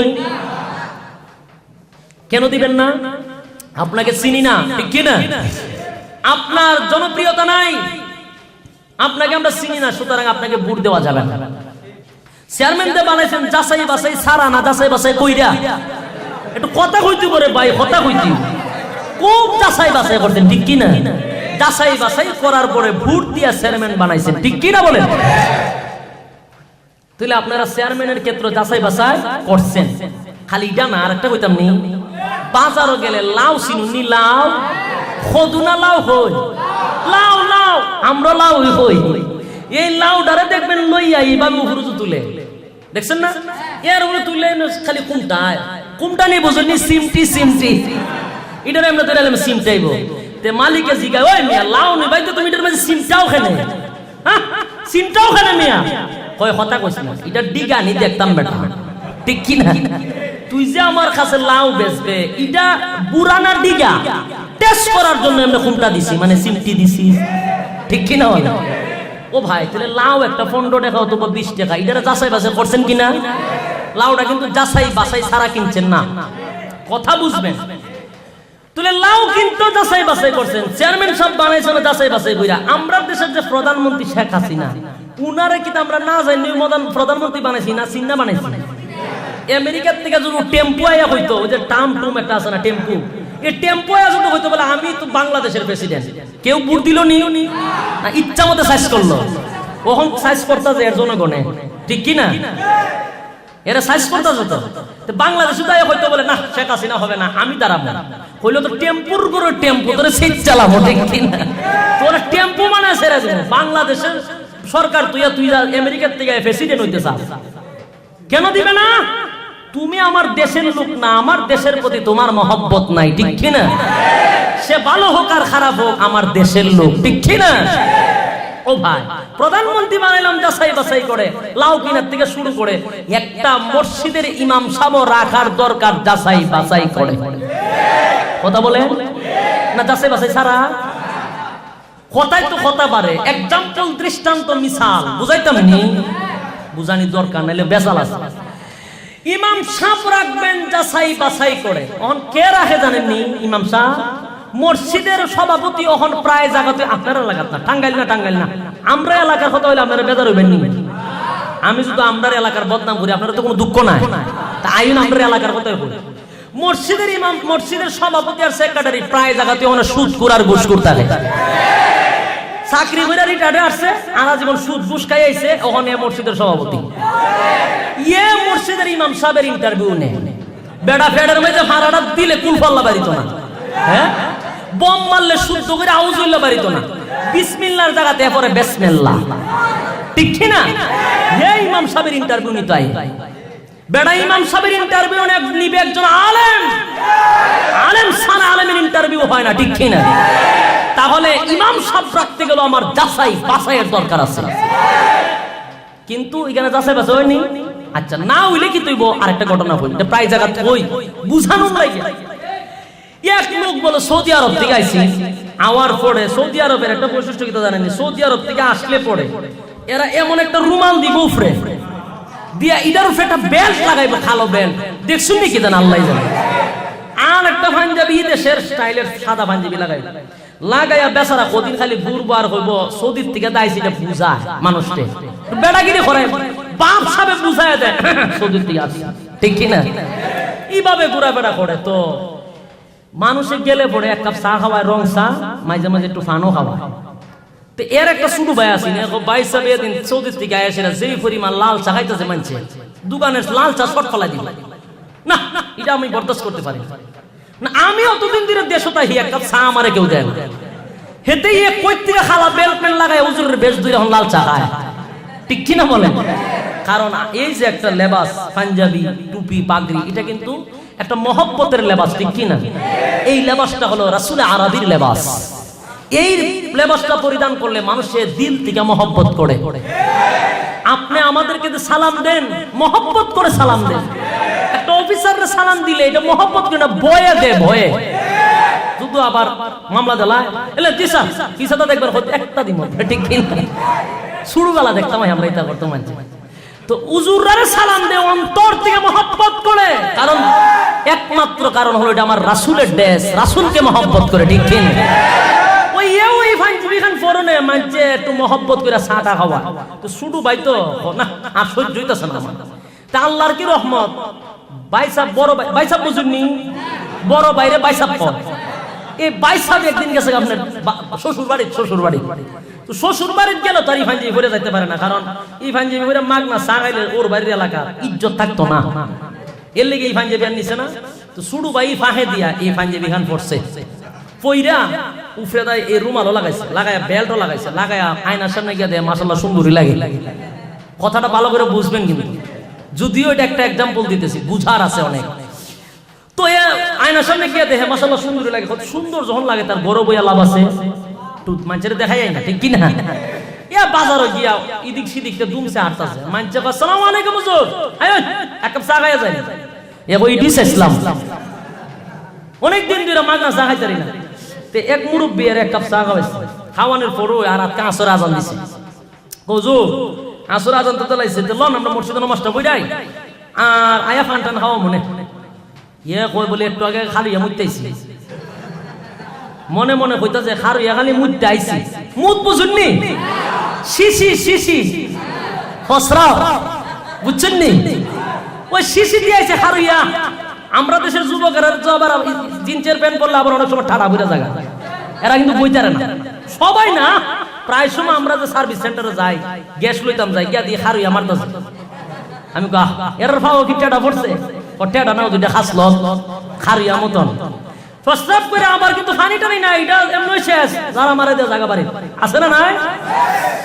তো এও এই খামু ঘুরেছে, আবার যখন পাঞ্জাবি হান লাগাইছে তখন যখন মুসল্লি কইছে হুজুর আইন মসজিদে যাই, কোন খাম জানে ও, তো লইয়া গেছে মসজিদে, গেছে পড়ে আসরের নামাজ। তো সাপ্তাহিক বাজার আপনার এলাকাতে আসেনি, মঙ্গলবাইরা বাজার বুধবাইরা বাজার এরকম আসেনি, সপ্তাহে একদিন বাজার হয়, ওই রকম বাজারও দেখবেন মসজিদ মসজিদ থাকে না, তাহেও যদি এটা মনে করেন কোন ইমাম টিমাম নাই, কারণ হলো সপ্তাহে একদিন বাজছে বাজার হয়, ইমাম সাহেবের বেতনে দিব কাটার ইমাম সাহেবের খাওয়াইব কেনা ঠিক কিনা।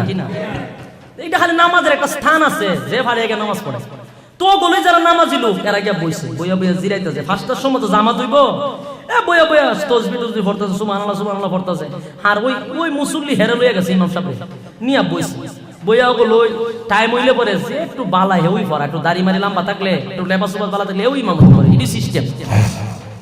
আজকা সাইয়া আমনে সাইয়া দে মাশাআল্লাহ, আজকা যে ইমাম সাহেব আইছো ক ফাস্টা বাজ্জা গেছে গা, যাই নামাজটা পড়েন হুজুর, ওই ফাগরিওয়ালা হুজুর নামাজটা পড়েন, আমি না না না আমি না, আপনারা পড়ান, কারে না হুজুর অত বড় হুজুর তুই আমরা নামাজ পড়াই কেমন, আজকে তো আমরা খুব ভালো বালা যে বড় ইমাম সাহেব পাইছি, হুজুর নামাজটা পড়াই পাওয়া না না আপনারা পড়ান।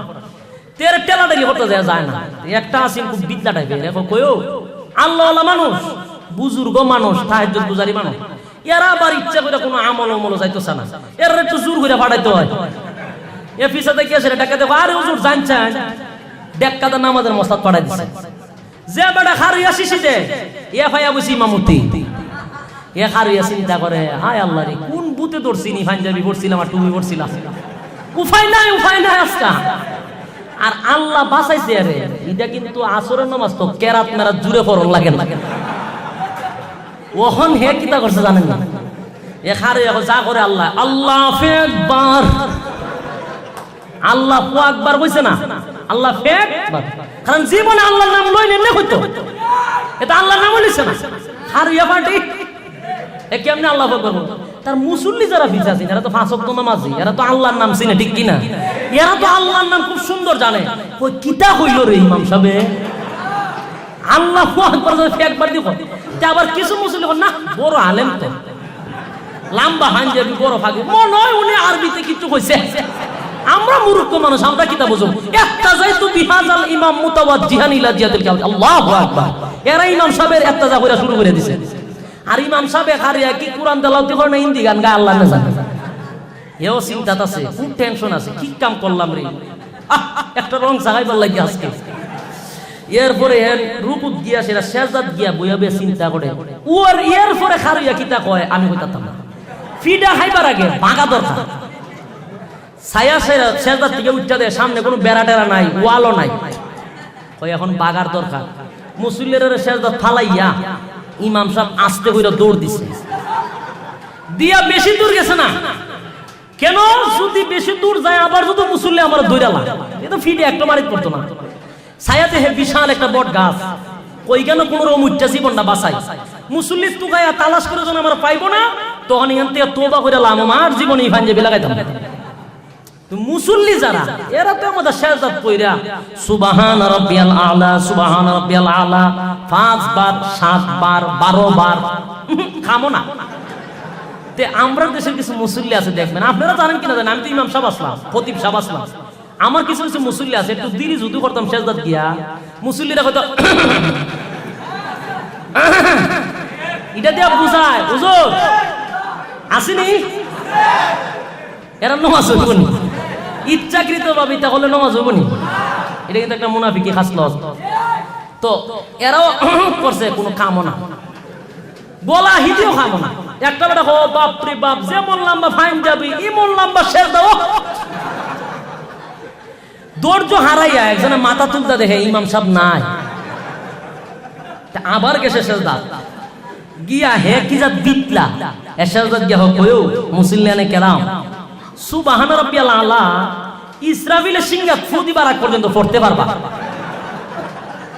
ইমাম সাহেব উঠতো না, ও কেরে ও ইমাম সাহেব চাকলে নে উঠতো, ও গুলি কয় আরে সব বনা ছায়া দেখে আদতে ইমাম সাহেব না, কয় আমরা বুঝি এই পর্যন্ত সুবহান রাব্বিয়াল আলা খতম দেলাইছি না, মেজাজ গরম সবার, মসজিদের কুমুটি টুমুটি সব আতে এইভাবে বইলা লাইছে না, সহ্য হইছে না, লাল ছাড়া খালি খাওয়াই আনছি, ঠান্ডা খাওয়াইলাম একটু বড়ই এ খামটা করলো কিতা, আয়ো নামাজ পড়ে পড়ো লো এর তুকায় বাই হই, এ নামাজ নিয়ে বাটপারি করছে, লাডি মাডি লইও বলি বাইরিছে, বাইরিয়া ইমাম সাহেব তুকায় টুকায় আর ফানা, একজন কয়ও ইমাম সাহেব তুকায় লাভ নাই, ইমাম সাহেব বট গাছ আছে, তো গুলি ছায়া দেখে বট গাছ হলো, এ লাই নিলে তো সমানকে নিন্দু না জালিমিন করতেছে, কয় বেটা লাম লাম, এখন লাম্ব যেরকম কোন মন মানসিকতা না, এখন বাপ বালা দেখতেছে লামস না, কেমনে লামতাম সুর তো বালা না, দেখবেন কত সুর লাম, কয় বেটা তুই থাকবে সেজদাত, তুই বট গাছ করে লাম বলে গীতা, আমি করতাম গীতা, হেরা ভাই খামটা করলে কি আমি করতাম গীতা মিয়া, আবার কথা কসনি দূরত্ব বড় সাহস, তুই নামাজের মধ্যে তো বড় বাদ পারে আবার বড় বড় কথা কস, বলে বেটা তা আমি কিতা করতাম, তোমরা যে আমার ইমামতি দিলা আমারও তো একবারও যাচাই বাছাই করলাম, কথা বলেন ঠিক কি না, আমি ইমাম সাহেব কিনা আমি আলেম কিনা কোন যাচাই বাছাই করলাম না, খালি একটা টুপি দেখছো লম্বা পাঞ্জাবি দেখছো আর এমনি আমার ইমামতি দেলাইলা, আমারে কিন্তু যাচাই বাছাই করার দরকার ছিল। আজকের সমাজে আমরা যত জায়গা ধরা খাই শুধু আমরা একমাত্র যাচাই বাছাই না করার কারণে, ইমাম সাহেব রাখি যাচাইও নাই বাছাইও নাই, ওই 22 নম্বর টুপি একটা দেখছে বুঝো ওই নামাজ পড়াই ঠিক কি না, নামাজ পড়তেছে, নামাজ ভঙ্গের কারণ কয়টি 19টি, কয়টি 19টি, এর মধ্যে 1 নম্বরই দেখবেন নামাজে অশুদ্ধ পড়া, নামাজে যদি আপনি অশুদ্ধ পড়েন প্রথমেই নামাজ শেষ, পয়সাবের বিচার নামাজ পড়ে লাভ হইতো না, কি দেখো তাহলে এখন আমাদের অধিকাংশ যাচাই বাছাই না করার কারণে, এতে কি কোরআন শরীফ পড়ে কি জিবরাইলের মাধ্যমে যে ওহী নাযিল হইছে এটা না শয়তান এর কাছে ওহী নাযিল করে ওই জানে নাই, লম্বা নাই বাড়ি যেমনে মনে যেমনি পড়ে, ঠিক কি না, ও ভাই যাচাই বাছাইয়ের দরকার আছে না নাই, এই যাচাই বাছাই যদি আপনি সবার ক্ষেত্রে করেন, যেখানে বিশ্ব নবী হবে, যেখানে আল্লাহর পরে যার সম্মান হবে,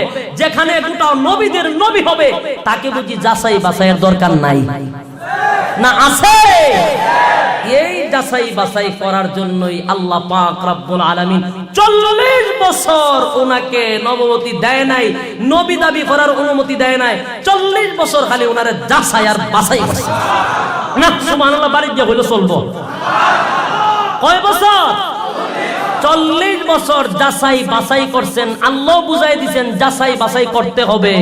আমার নবীকে আমি 40 বছর মানুষের কাছে যাচাই বাছাই করাইছি। মানুষ কাফের আর বেঈমানগুলি বলতে শুরু করছে মুহাম্মদের মতো ভালো মানুষ আল্লাহর জমিনে আর কেউ নাই। বেঈমানগুলি কাফেরগুলি তারাই বলেছে উনি আল আমিন, ওনার মতো বিশ্বাসী লোক, ওনার মতো ভালো মানুষ আর কেউ নাই। তারা উপাধি দিছে কি আল আমিন। তখন আল্লাহ বলে আগানা বিধি 40 বছর আপনাকে যাচাই বাছাই করলো কাফের বেঈমানেরা, এখন তারা আপনার নামের পিছনে লাগাইছে আপনি আল আমিন, আপনি বিশ্বাসী, আপনি সত্যবাদী, আপনার মতো ভালো মানুষ আর এই জমিনে কেউ নাই। তারাই কিন্তু বলেছে। আগার নবীজি যাচাই বাছাই হয়ে গেল। নবী গো, এবার মানুষের সামনে আপনি প্রকাশ্যে শুরু করে দেন লা ইলাহা ইল্লাল্লাহ মুহাম্মাদুর রাসূলুল্লাহ সাল্লাল্লাহু আলাইহি ওয়াসাল্লাম। আগার নবীজি মানুষের সামনে আপনি তুলে ধরুন লা ইলাহা ইল্লাল্লাহ, নেই কোনো মাবুদ এক আল্লাহ ছাড়া, মুহাম্মাদুর রাসূলুল্লাহ, আপনি আমার বান্দা এবং রাসূল। মানুষের সামনে প্রকাশ করে দেন। আল্লাহর নবী আল্লাহর অর্ডার পাইয়া পাহাড়ের একটা উঁচু টিলার মধ্যে উনি চলে গেলেন, গিয়ে মানুষকে আহ্বান করলেন, রে আমার গোষ্ঠীর লোকেরা, আমি তোমাদেরকে উদ্দেশ্য করে দুইটা কথা বলতে চাই, তোমরা কি আমার কথাটা বিশ্বাস করবা? মানুষকে ডাকতেছে, চতুর্দিকে মানুষগুলি তাকায়া দেখে আব্দুল্লাহর ছেলে মুহাম্মদ আমাদেরকে উদ্দেশ্য করে ডাকে। এরে আব্দুল্লাহর ছেলে মুহাম্মদ কোনদিন আমাদেরকে খারাপ বুদ্ধি দিবে না, আমাদেরকে খারাপ পরামর্শ দিবে না। আব্দুল্লাহর ছেলে মুহাম্মদ বড় ভালো মানুষ, এই ছেলে কোনদিন আমাদেরকে অযথা ডাকতে পারে না, নিশ্চয়ই কোনো মঙ্গলের জন্য আমাদেরকে ডাকে। সকল মানুষগুলি দৌড়াদৌড়ি শুরু করে দিল, চতুর্দিক থেকে মানুষের আনাগোনা শুরু হয়ে গেল। আল্লাহর নবী পাহাড়ের উঁচু টিলায় দাঁড়িয়ে আছে, আর মানুষগুলি পাহাড়ের নিচে এইভাবে আপনারা যেমনে বসে আছেন, সকল মানুষগুলি এইভাবে বসা, বাইরে সকলেই দাঁড়িয়ে আছে চতুর্দিকে।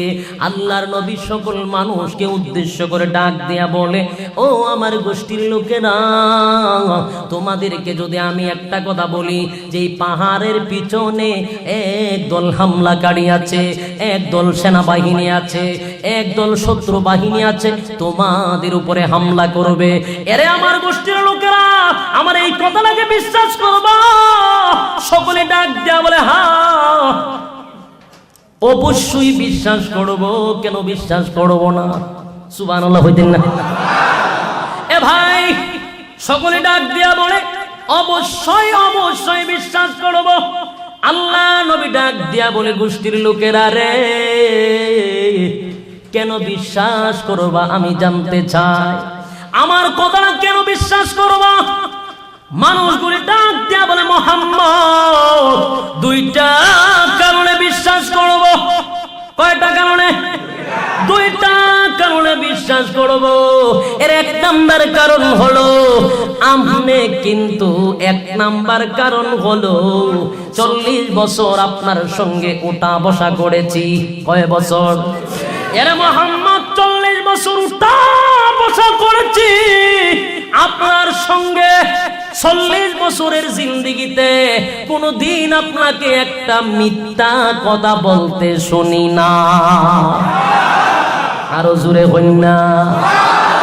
40 বছরের ভিতরে একটা মিথ্যা কথা বলতে শুনি নাই, এই জন্য বিশ্বাস করব গো। 2 নাম্বার কারণ হলো, রে মুহাম্মদ তুমি তো পাহাড়ের উঁচু টিলায়, উঁচু জায়গায় তুমি কিন্তু দাঁড়িয়ে আছো গো, আমরা কিন্তু নিচুতে। আমরা সকলেই একটা সাইড দেখি, আপনি কিন্তু 2টা সাইড দেখেন, ঠিক কিনা? আপনি উঁচু টিলায় থাকার কারণে সামল দেখেন, পিছন দেখেন, আমরা নিচে থাকার কারণে আপনার পিছনের সাইড আমরা দেখি না। এই জন্য বিশ্বাস করব আল্লাহর নবী ডাক দেয়া বলে, আমার গোষ্ঠীর লোকেরা রে, তোমাদের জবান দিয়েই তোমরা বলেছো আমার জিন্দেগিতে আমি কোনোদিন মিথ্যা কথা বলি নাই, আজকে যা বলবো তাও মিথ্যা কথা বলবো না। আমি কোনোদিন মিথ্যা কথা বলি নাই, আজও বলবো না, কারণ তোমরা আমার নিজের লোক, তোমরা আমার আত্মীয়, তোমরা আমার গোষ্ঠীর লোক। মানুষ বেঈমানি করলেও নিজের লোকের সাথে বেঈমানি করে না। এরে আমার গোষ্ঠীর লোকেরা, আমি তোমাদেরকে বড় মহব্বত করি রে, আমি তোমাদের কাছে যা বলবো আমি কোনোদিন একটা কথা মিথ্যা বলি নাই, বলবো না। প্রথম নাম্বার হলো, আমার সাথে তোমরা আজকে পড়ে নাও লা ইলাহা ইল্লাল্লাহু মুহাম্মাদুর রাসূলুল্লাহ সাল্লাল্লাহু আলাইহি ওয়াসাল্লাম। আল্লাহর নবী ডাক দিয়ে বলে, লা ইলাহা ইল্লাল্লাহ, নেই কোনো মাবুদ এক আল্লাহ ছাড়া, মুহাম্মাদুর রাসূলুল্লাহ, আমি আল্লাহর বান্দা এবং রাসূল, আমি আল্লাহর পাঠানো একজন পয়গম্বর। গোষ্ঠীর লোকেরা রে, তোমরা আমার সঙ্গে বলো এক আল্লাহ ছাড়া আর কোনো খোদা নাই। দুই নাম্বার হলো, আমি নবী, এটা তোমরা বিশ্বাস করো, আমি আল্লাহর পয়গম্বর, আমি আল্লাহর পয়গম্বর, এটা বিশ্বাস করো, কারণ তোমরাই কিন্তু বলেছো আমি উঁচু টিলায় থাকার কারণে সামনে দেখি পিছনে দেখি, ঠিক কিনা? ও আমার গোষ্ঠীর লোকেরা শুনে রেখো, আমি নবী হওয়ার কারণে আমি দুনিয়াও দেখি আখিরাতও দেখি। আমি নবী হওয়ার কারণে দুনিয়াও দেখি আখিরাতও দেখি। গোষ্ঠীর লোকেরা, আমাকে তোমরা বিশ্বাস করে কালিমা পড়ে নাও, আজকের থেকে এক আল্লাহর দাওয়াত দিবা, এক আল্লাহকে মানতে হবে। আর 360 মূর্তির দেবতার কথা শোনা যাবে না, 360 মূর্তির কথা শোনা যাবে না, এক আল্লাহর কথা মানতে হবে, এক আল্লাহর উপাসনা করতে হবে, আর কারো কাছে মাথা নত করা যাবে না। ভাইরা আমার, আল্লাহর নবী ডাক দেয়া বলে, আজকের পর থেকে তোমরা মাছের পূজা করবা না, গাছের পূজা করবা না, সূর্যের পূজা করবা না, মানুষের পূজা করবা না, লিঙ্গের পূজা করবা না। এরে আজকের থেকে তোমরা এক আল্লাহর পূজা করতে হবে। নাই কোনো মাবুদ এক আল্লাহ ছাড়া, সেই মাবুদ ছাড়া পৃথিবীতে আর কোনো মাবুদ হতে পারে না। 360 মূর্তি কোনোদিন খোদা হতে পারে না। বাইরে এই কথা যে মাত্র আল্লাহর নবী বলেছে এক আল্লাহর কথা মানতে হবে, বাইরে এখানে কিন্তু অনেক লোক ছিল, নবীজির চাচা ছিল, চাচি ছিল, নবীজির গোষ্ঠীগারা সব ছিল। এর মধ্যে সকলের মেজাজটা গরম হয়ে গেছে, কেন জানেননি? হায় হায় হায়, মোহাম্মদকে এতদিন বড় ভালোই জানতাম, মোহাম্মদের মতো ভালো মানুষ আল্লাহর জমিনে কেউ ছিল না। এটা কি বললো? ধর্মের মধ্যে চুনকালি মারলো, বাপ দাদার ধর্মের মধ্যে চুনকানি মারলো। এখন নাকি এক আল্লাহর কথা মানতে হবে, 360 মূর্তির কথা মানা যাবে না। না না না, এটা হবে না ও ভাই, কারণ বেঈমানরা জানতো আল্লাহর নবী বলেছে, যার পূজা করো তারা তোমাদের সমস্যার সমাধান করতে পারে না, ঠিক কিনা? এ ভাই, নিজের হাতে মাটি দিয়া মূর্তি বানাইয়া এই মূর্তির কাছে গিয়া কই, তুমি আমার সন্তান দাও, তুমি আমার এইটা দাও, ব্যবসার মধ্যে বরকত দাও। বলুন তো দেখি, এটা কথা কইতে পারেনি? এটারে খাওয়ান দিলে খাইতে পারেনি? ও ভাই, খাওয়ানো খাইতে পারে না, কথাও বলতে পারে না, এটা আবার কেমনে খোদা হয়? কথা বুঝেন না? ছোটবেলায় আমরা দেখছি মাঝে মধ্যে, ছোটবেলা ওই রাস্তা দিয়ে যাইতাম, মাঝে মাঝে ডালিম গাছ আছে না, ডালিম গাছের নিচে ছোট ছোট মূর্তি বসায় রাখতো। এরপরে এটির সামনে নিয়ে নিয়ে আপনার আপেল দিত, মালটা দিত, এরপরে কলা দিত, দুধ ভাত দিত। বুঝছেন নি আপনারা? দেখছেন নিটা? আমরা এখানে হিন্দু আছি, দেখতাম আমরা। তো কলা পুতা দিলে পরে আমরা দেশে কিছু বিতলা ফোলা বানাছি, এটি সারাদিন গুরু রাখাই তো রাখাল রাখাল রাখাল এই রাখাল গুলা গুরু ছোয়ার পরে বাড়িতে ফিরার সময় দেখে খুদার সামনে অতগুলা খাওয়ান, খুদায় কোনো খাওয়ান টোনের ব্যাপারে কোনো মন মানসিকতা নাই, খাইতো না। এরা আসতে করে বইয়া এই কলাও খায়, আপেলও খায়, মালটাও খায়, সব বইয়া খাইল, খাইয়া বাহল টাকল খুদার সামনে ফালাইয়া গেল। কোনো কিছু খুদায় মাতলো না, কত কইল না, খুদা বাধায়ও দিছে না। আমি প্রায় সময় দেখতাম আমরা এলাকার ফলামানি বিতলা আছে আপেল টাপেল সব খাই লিত এরা আনলে জমিনে যাওয়ার সময় রাখালগিরি করার সময় রাস্তা যাবে সবগুলো কুচো বইরা বই আর বন্ধ যাইতো ক্ষেত চলে যেত জমিন গিয়ে গিয়ে বইয়ে বিয়ে খাইতো আর গরু রাখতো কথা বুঝেননি তো এরা যখন বাকল গুলা ফালায় যেত কলার বাকল এগুলা ফালায় যাওয়ার পরে আবার ছাগল আইতো আইয়া এই ছাগল এই কলার বাকল গুলা খাইতো ঠিক কি না কুকুরাই আবার ওই যে দুধ বাঁধতে দিছেন এটি তো কিছু রয়েছে কুকুরাই জিব্রা দিয়ে আবার স্বাস্থ্য ঠিক কি না খোদা কিন্তু এখানে বসা কিন্তু ছাগলও খাইয়া গেল মানুষও খাইয়া গেল কুত্তা কিন্তু আমার একটা খারাপ অভ্যাস আছে খায়া মায়া সাইরে আবার এমনে দেয় দেখছেন নি খাওয়ার পরে এমনে তুললে একটা সাইরা দিছে তো খুদা দেউনি উনি একবারও কইল না বলে ওটা খামটা করলে কি খাইলেও আমার খাওয়ান আমি খুদা মানুষ সব খাইলে খাই এই খামটা করলে কি কারণ কুকুরও জানে তুমি যে খুদা না হুদা এটা আমরা বালা করে জানি ঠিক কি না আল্লাহ ঘুমায়নি আল্লাহর তন্দ্রা আসেনি উঙ্গানি আসেনি তন্দ্রা আসেনি আল্লাহ কোরআনে বলেন আল্লাহু লা ইলাহা ইল্লাহু আল হাইয়ুল কাইয়্যুম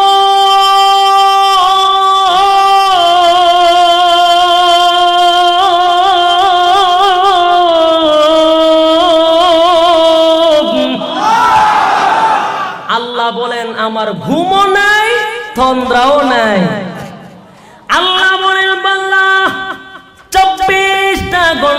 24টা ঘন্টা কিন্তু আমি সব সময় বান্দার খেদমতে নিয়োজিত সুবহানাল্লাহ বান্দা রে আমি এমন খোদা কোনোদিন ঘুমাই না তন্দ্রাও নাই আমি আল্লাহ 24টা ঘন্টা বান্দার জবানের দিকে তাকায়া দেখি আমার বান্দা কোন সময় বলবে আল্লাহ গুনাহ করেছি অন্যায় করেছি মুসিবতে পড়ে গেছি মাবুদ গো আমার তুমি হেফাজত করো আল্লাহ বলে বান্দা 24টা ঘন্টা তোর জবানের দিকে তাকায়া দেখি বিপদে পড়েছিস আমি আল্লাহ উদ্ধার করে দিয়েছি সুবহানাল্লাহ বাইরে ওনার নাম হলো খোদা ঠিক কিনা আল্লাহ নবী ডাক দিয়ে বলেন রাগ গোষ্ঠীর লোকেরা আজকের পর থেকে 360 খোদার কথা মানা যাবে না আজকের পর থেকে এক আল্লাহর কথা মানতে হবে মাথা নত করতে হবে কার কাছে এ ভাই দুঃখের ব্যাপার হলেও সত্য তদানীন্তন সময়ে বড়ের যুগ ছিল এই জন্য তারা উলঙ্গ হইয়া নারী পুরুষ উলঙ্গ হইয়া তাদের 360টা মূর্তি ওই খানায় কাবার ভিতরে ছিল এই দেবতাগুলি তাদের খোদাগুলি খানায় কাবার ভিতরে রেখে উলঙ্গ হইয়া খোদারে তোয়াব করত আরো জোরে কন্যা উলঙ্গ হইয়া খুদারে তোয়াব করত বুঝেন খুদা কেমন আর খুদার বান্দা কেমন খুদা এমন হয় যে উনারে খাপড় বইরা তোয়াব করলে খুশি হয় না আসল সব দেখাইয়া যদি একটু তোয়াব করন যায় তাহলে খুদায় বড় খুশি হয় ঠিক কি না আল্লাহ নবী বলেন উলঙ্গ হয়ে খুদাকে তোয়াব করা যাবে না খুদার কাছে মাথা নত করা যাবে না দুঃখের ব্যাপার তদানীন্তন সময় বর্বর ছিল জাহিলিয়াতের যুগ ছিল ঠিক কিনা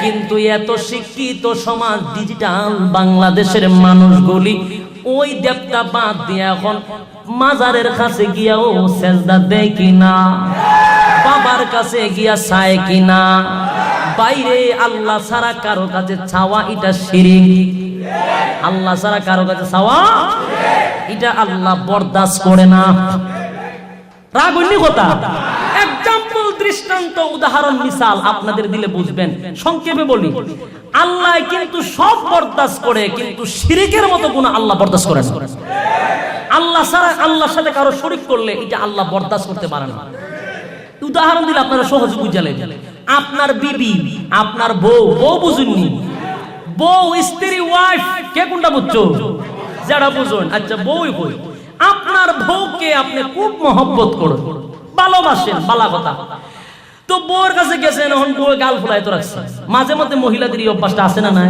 তারার মন মতো না পড়লে গাল হান ফুলাইতে রাখে তো বলে গাল ফুলাইতেছে কথা হো না কেন আমার লাগে শাড়িটা না আনলে আর কথা কইতাম না, ইমুকের গায়ে একটা শাড়ি দেখছি, এটা আমার লাগবে।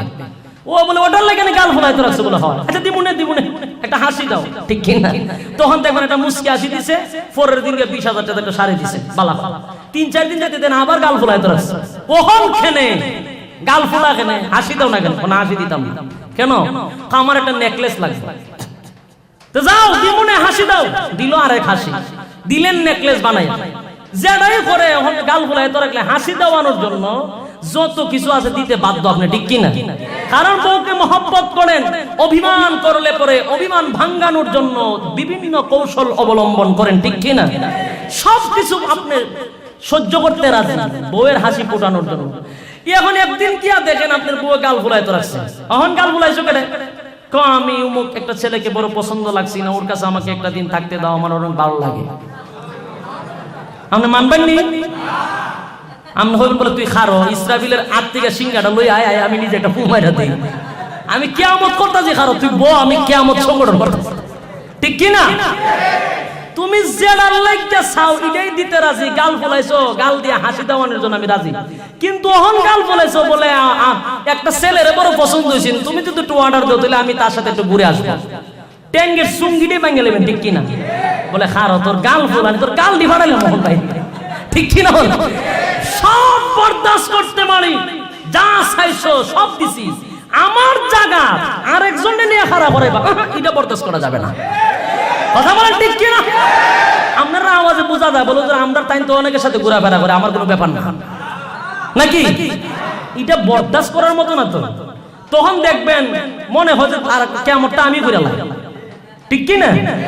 তা আল্লাহ বলেন আমি আল্লাহ বান্দা বানাইছি, মানুষ বানাইছি, গুনাহ করবে বান্দা, আমি আল্লাহ দয়া করে মাফ করে দিব, এটা আমি আল্লাহর ব্যাপার। বউ অভিমান করলে বউকে অভিমান ভাঙানোর জন্য যা করা দরকার আমি স্বামী হিসাবে তা করবো, ঠিক কিনা? আল্লাহ বলেন বান্দা আমার কাছে মাপ চাইছে, গুনাহ করছে, বান্দাকে মাফ করে দেওয়ার দায়িত্ব আমি আল্লাহ, আমি সব বরদাস্ত করি। কিন্তু যদি কি এখন বলে বাবারে তোর দরবারে কেউ ফিরে না খালি হাতে, আছে না নাই? আল্লাহ কয় আমি বইয়া তাই আর তুই গিয়া বাবার দরবারে কেউ ফিরে না খালি হাতে, তো আমি আল্লাহ কোনো খামের না, তা ঠিক কিনা? আল্লাহ কোনো খামে? বাবার দরবারে তো আমি সব পান, আল্লাহর তোর দরকার নাই, তাক দে আল্লাহ নাই ভালো, নাউজুবিল্লাহ হইতেন না? আল্লাহ কয় এটা কিন্তু আমি আর বরদাস্ত করতে পারলাম না, ঠিক কিনা?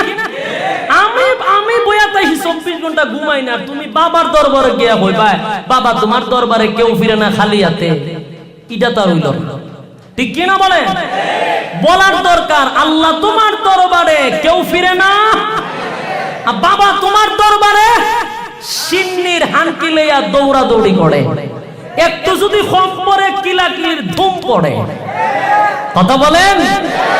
আর আল্লাহ তোমার দরবারে কেউ ফিরে না খালি হাতে। একটা বক্তা আছে আমাদের মুরব্বী মাথার মকট জুবায়ের আহমদ আনসারী সাহেব, সুন্দর করে কইতে পারে, ঠিক কিনা? বলে টাইম সুন্দর করে কইতে পারে। আমি এটা একটু উদাহরণ দিয়ে বুঝাইলাম এই হুজুরের এই কথাটা, যে বাবার দরবারে সিন্নির হানকি লইয়া দৌড়াদৌড়ি করতে পারে, আর দেখবেন কত ফিটাফিটিতে চলে বাবার দরবার, ঠিক কিনা? কম পড়লে সিন্নিত, কম পড়লে দৌড়াদৌড়ি ফিটাফিটি হয়। কারণ আপনার থেকে আমরা একটু বেশি জানি। কেল্লাসার মাজারের নাম শুনছেন নি? এটা আমরা বাড়ির দ্বারে, বেশি দূর না, মানে আমরা সিলেটে লিখে হয়েছে, আমি কেল্লাসার মাদ্রাসা দ্বারে হরসপুর একটা মাদ্রাসা, সেখানে আমি পড়ছি, এটা কেল্লাসার মাজারের পাশে, প্রতি সপ্তাহে একবার এখানে দৌড়তাম, কথা বলছেন? ছোটবেলা মাজারে খালি ঘুরতাম গিয়ে গিয়ে, বিশুদ্ধবার টাইল বিশুদ্ধবার ছুটি আসি, 2000 মাজার এই কীর্তি বৃত্তি দেখতাম ছোটবেলা, কিতা করতো, কত জাতের খিচুড়ি দিয়ে দিত, কথা বুঝেননি? এটা বাস্তব অভিজ্ঞতার উপরে কথা বলতাম। তো ভাই আল্লাহ বলেন আমি পয়সা দেখি বন্দা কোন সময় বলবে আমি সব দিতে বাধ্য, ঠিক কিনা? এই জন্য ভাইয়ারা আমার, আল্লাহ বলেন সব বরদাস্ত করতে পারি, আমি আল্লাহর সঙ্গে কাউকে শরীক করবা এটা আমি আল্লাহ বরদাস্ত করতে পারি না। তওবা যদি না করো রে তাহলে জাহান্নাম ছাড়া কোনো গতি নাই।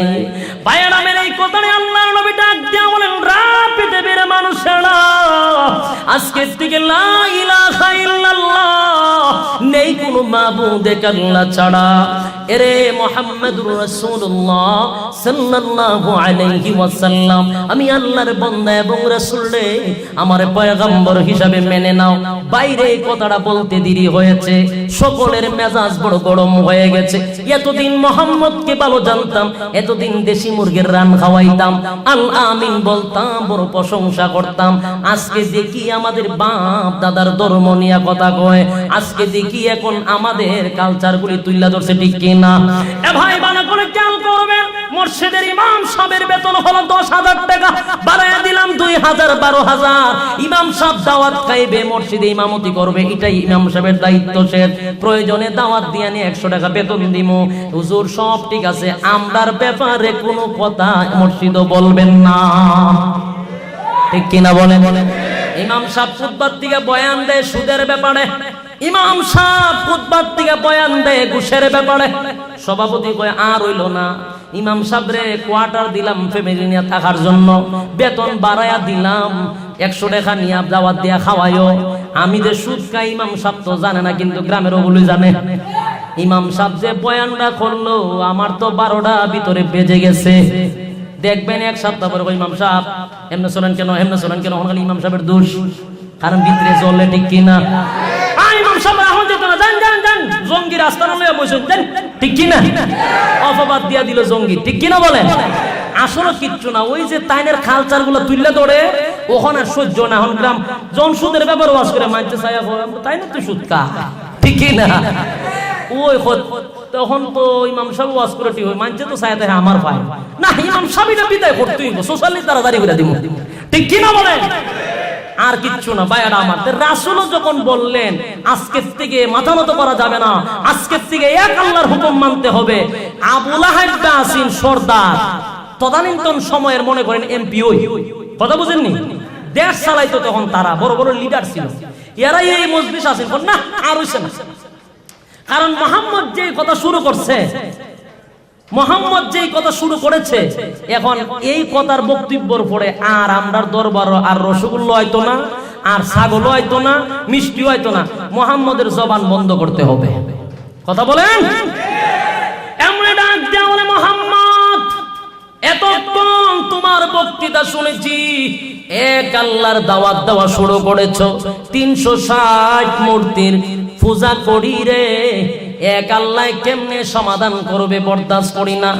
এমনি মোহাম্মদকে একটা পাথর লইয়া গেল মারার জন্য। এ ভাই, পাথর নিয়ে বলে, মোহাম্মদ তুমি ধ্বংস হয়ে যাও। এ ভাই, আল্লাহর নবীকে মারার জন্য আবু লাহাব পাথরটা লইয়া গেল মারার জন্য। আল্লাহর নবী পাথর লইয়া যাওয়ার পরে আল্লাহ কিন্তু এটা বরদাস্ত করতে পারে নাই। আল্লাহ ডাক দেয়া বলে, আবু লাহাব, আমার নবীকে তুই বলেছিস ধ্বংস হয়ে যাওয়ার জন্য।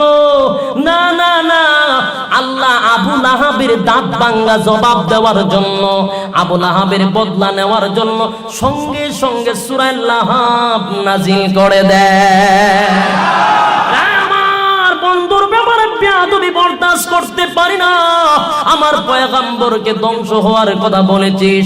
আল্লাহ তখন কোরআনের আয়াত দিয়া বলেন, তাব্বাত ইয়াদা আবি লাহাবি ওয়া তাব মা আগনা আনহু মালুহু ওয়া মা কাসাব।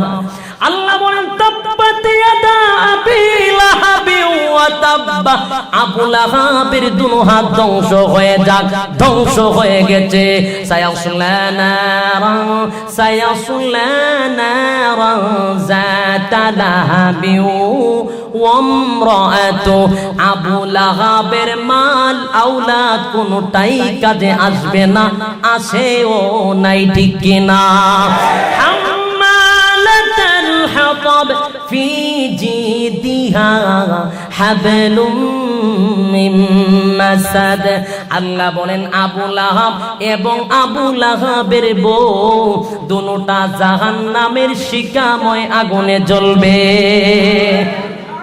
ভাইরা আমার, এখানে প্রশ্ন আছে, প্রশ্ন আসতে পারে, হুজুর আবু লাহাব পাথর লইয়া গেল, আবু লাহাবের বউয়ের কথাই কেন তুললো, ঠিক কিনা? আবু লাহাবের বউয়ের কথা কেন তুলছে ভাই? অনেক লম্বা কাহিনী, আসলে সময় পার করে বলাইছি, সময় শেষ, আর মাত্র 5 মিনিট। 6 মিনিট ভাই, আসলে সময় আমি অনেক লম্বা করে লেছি, বুঝাইতে গিয়া সাইডে জায়গার সময়, ঠিক কি না ভাই? আমি আপনাদের কাছে দুঃখিত ভাই। ভাইয়ারা আমার 5 মিনিটের ভিতরে আমি কথাটা বুঝাই। এখানে আবু লাহাব বা ফাতুল লইয়া গেল, এখানে আবু লাহাবের বউয়ের কথা কেন আইলো, ঠিক কি না? মুফাসসিরিনে কেরামরা বহু ব্যাখ্যা করছেন, আমি শেষ করে বলি। আল্লাহ আবু লাহাবের বউয়ের কথা তোলার কারণ হইল, আবু লাহাবের বউ রাসূলের বিরুদ্ধে বিভিন্ন জায়গায় গিয়া অপপ্রচার করত।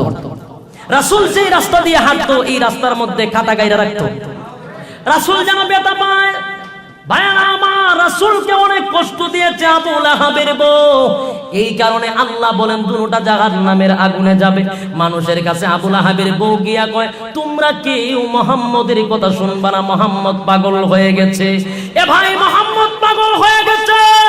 আল্লাহ নবী কান্দে আর বলে, প্রভু গো, আমার আপন লোক বলে আমার চাচি মানুষের গড়ে গড়ে গিয়া বলে আমি নাকি পাগল হয়ে গেছি।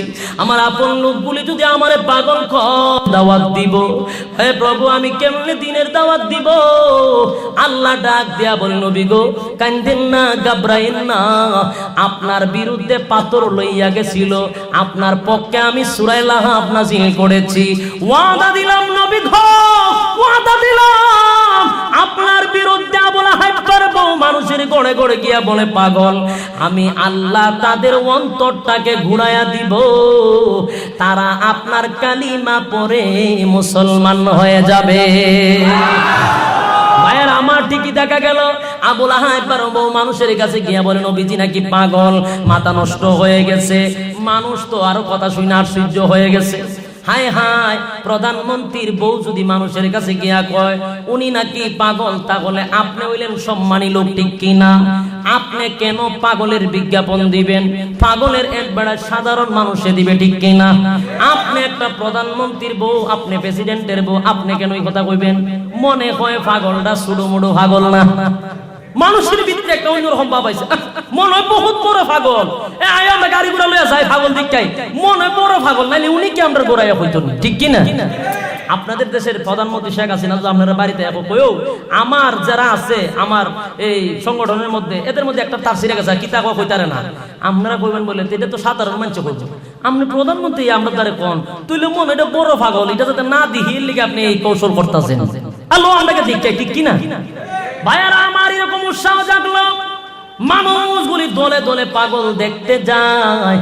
আল্লাহ ডাইভার্ট করে দিয়েছে, ঘুরাইয়া দিয়েছে মন, সকলেই গেল কানায় কাবা পাগল দেখার জন্য। রে ভাই, পাগল দেখতে গেল কানায় কাবায়, গিয়ে তাকায়া দেখে আল্লাহর নবী কোরআন শরীফ কানায় কাবার সামনে বসে বসে পড়তেছে, সুবহানাল্লাহ।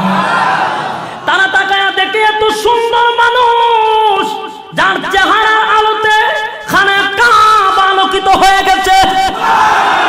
এত সুন্দর চেহারা, এত সুন্দর চেহারা, জীবনে কোনদিন এত সুন্দর চেহারা দেখি নাই। হায় হায় হায়, এই মানুষটা নাকি পাগল, কি যেন পড়ে খালি মজাই লাগে, খালি মজাই লাগে। নবীজি কোরআন পড়তেছে, জোরে কোন সুবহানাল্লাহ। আর-রাহমানু আল্লামাল কুরআন খালাকাল ইনসানা আল্লামাহুল বায়ান।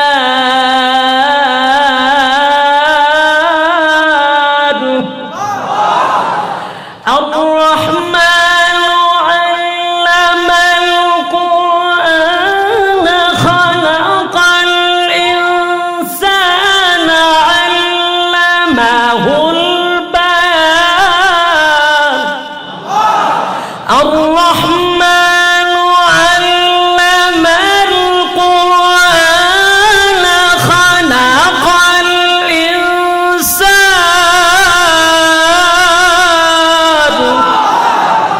الرحمن علم القرآن خلق الإنسان. علمه البيان.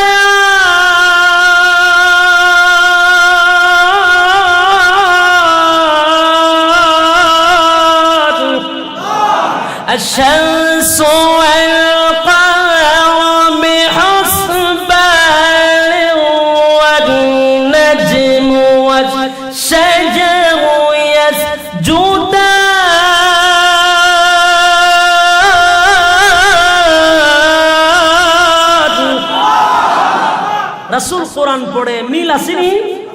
এরা হয় উল্টা পাল্টা হয়, মানুষগুলি না এরকম লোক পাগল হতে পারে না। দাঁড়ে গিয়া বলে নবী গো আপনার আপন লোক বলে আপনি নাকি পাগল? না না না, এত সুন্দর মানুষ কোনদিন পাগল হতে পারে না। পড়ায়া দেন লা ইলাহা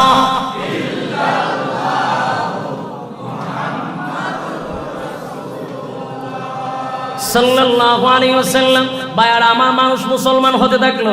এবার এই খবরটা গেল আবু লাহাবের বউয়ের কাছে, মেজাজ গরম হয়ে গেছে, ঠিক কি না? এবার আবু লাহাবের বউ একটা পাথর লয়ে আইছে, কোন না মুসলমান বার্তাতে পাথর লয়ে গেছে মারার লাগিয়া। আরে রাসূলকে মারার জন্য গেছে, কই গেছে? খানায় কাবার সামনে। কত বড় কুলাঙ্গার বেয়াদব মহিলা। তে আল্লাহর রাসূল বসে বসে কোরআন পড়তেছে, জোরে কোন সুবহানাল্লাহ। রাসূল পড়তেছে ইয়াসিন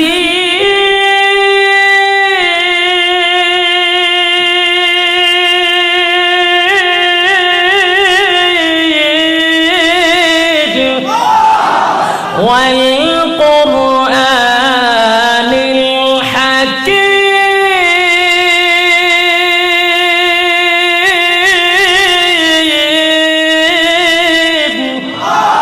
إنك لمن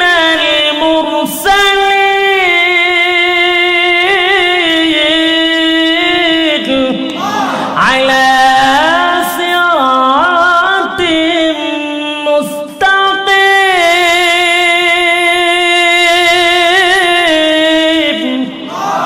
রাসূলের কোরআন তেলাওয়াত কত সুন্দর।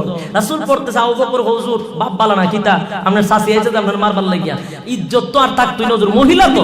রাসূল বলেন আমি কোরআন পড়ি, হেফাজত করবে আল্লাহ। আবু লাহাবের বউ আছে, তোমার বন্ধু হয়ে গেছে, আসেনি কেন? সুবহানাল্লাহ কইতেন। আবু লাহাব কয় আমি দেখি এবং শুনি, জোরে কোন সুবহানাল্লাহ। আর তুই দেখোস না, মনে হয় তোর চোখের মধ্যে আশার মায়া টেডা পড়েছে, ঠিক কি না? আমি দেখি, তুই দেখোস না, তোর চোখের মধ্যে টেডা পড়ছে। তুই যখন দেখোস না, আমার কইও লাভ নাই, জোরে কোন সুবহানাল্লাহ। ভাইরা আমার, অনেক লম্বা ঘটনা, আল্লাহ তাআলা আমাদেরকে বুঝার তৌফিক দান করুন। শেষ পর্যন্ত আবু লাহাবের এই চক্রান্ত শেষ হয়ে গেল। আল্লাহ আবু লাহাবকে একের পর এক বেজ্জতি করেছে। অনেক লম্বা ঘটনা, আলোচনা অনেক দূরে চলে গেছিল, এই জন্য শেষ পর্যন্ত বুঝাতে পারি নাই। বুঝাইয়া দিয়ে দিলাম এই সূরাটা কেন নাজিল হয়েছিল, ঠিক কি না? এই মাস কিসের জন্য, এটা আমাদের বুঝার কিছু হইছে তো? কিছু বুঝছেননি? সাহাবায়ে কেরামদের জিন্দেগি আপনাদের সামনে তুলে ধরেছিলাম। সাহাবায়ে কেরামরা রাসূল মরার পরে কানলো না হাসলো, এই জিনিসটা আপনাদেরকে বোঝানোর চেষ্টা করেছি। ভাই সহিভাবে যেন বক্তাকে বোঝার, শ্রোতাকে শোনার, যেই পরিমাণ আপনারা বসছেন শুনছেন, উভয়কে যেন সহিভাবে আমল করার তৌফিক দান করে, সকলে বলে আমিন। আমার কথাবার্তায় যদি আপনারা কষ্ট পেয়ে থাকেন, আল্লাহর রাস্তায় মাফ করে দিবেন। ওয়া মা আলাইনা ইল্লাল বালাগ।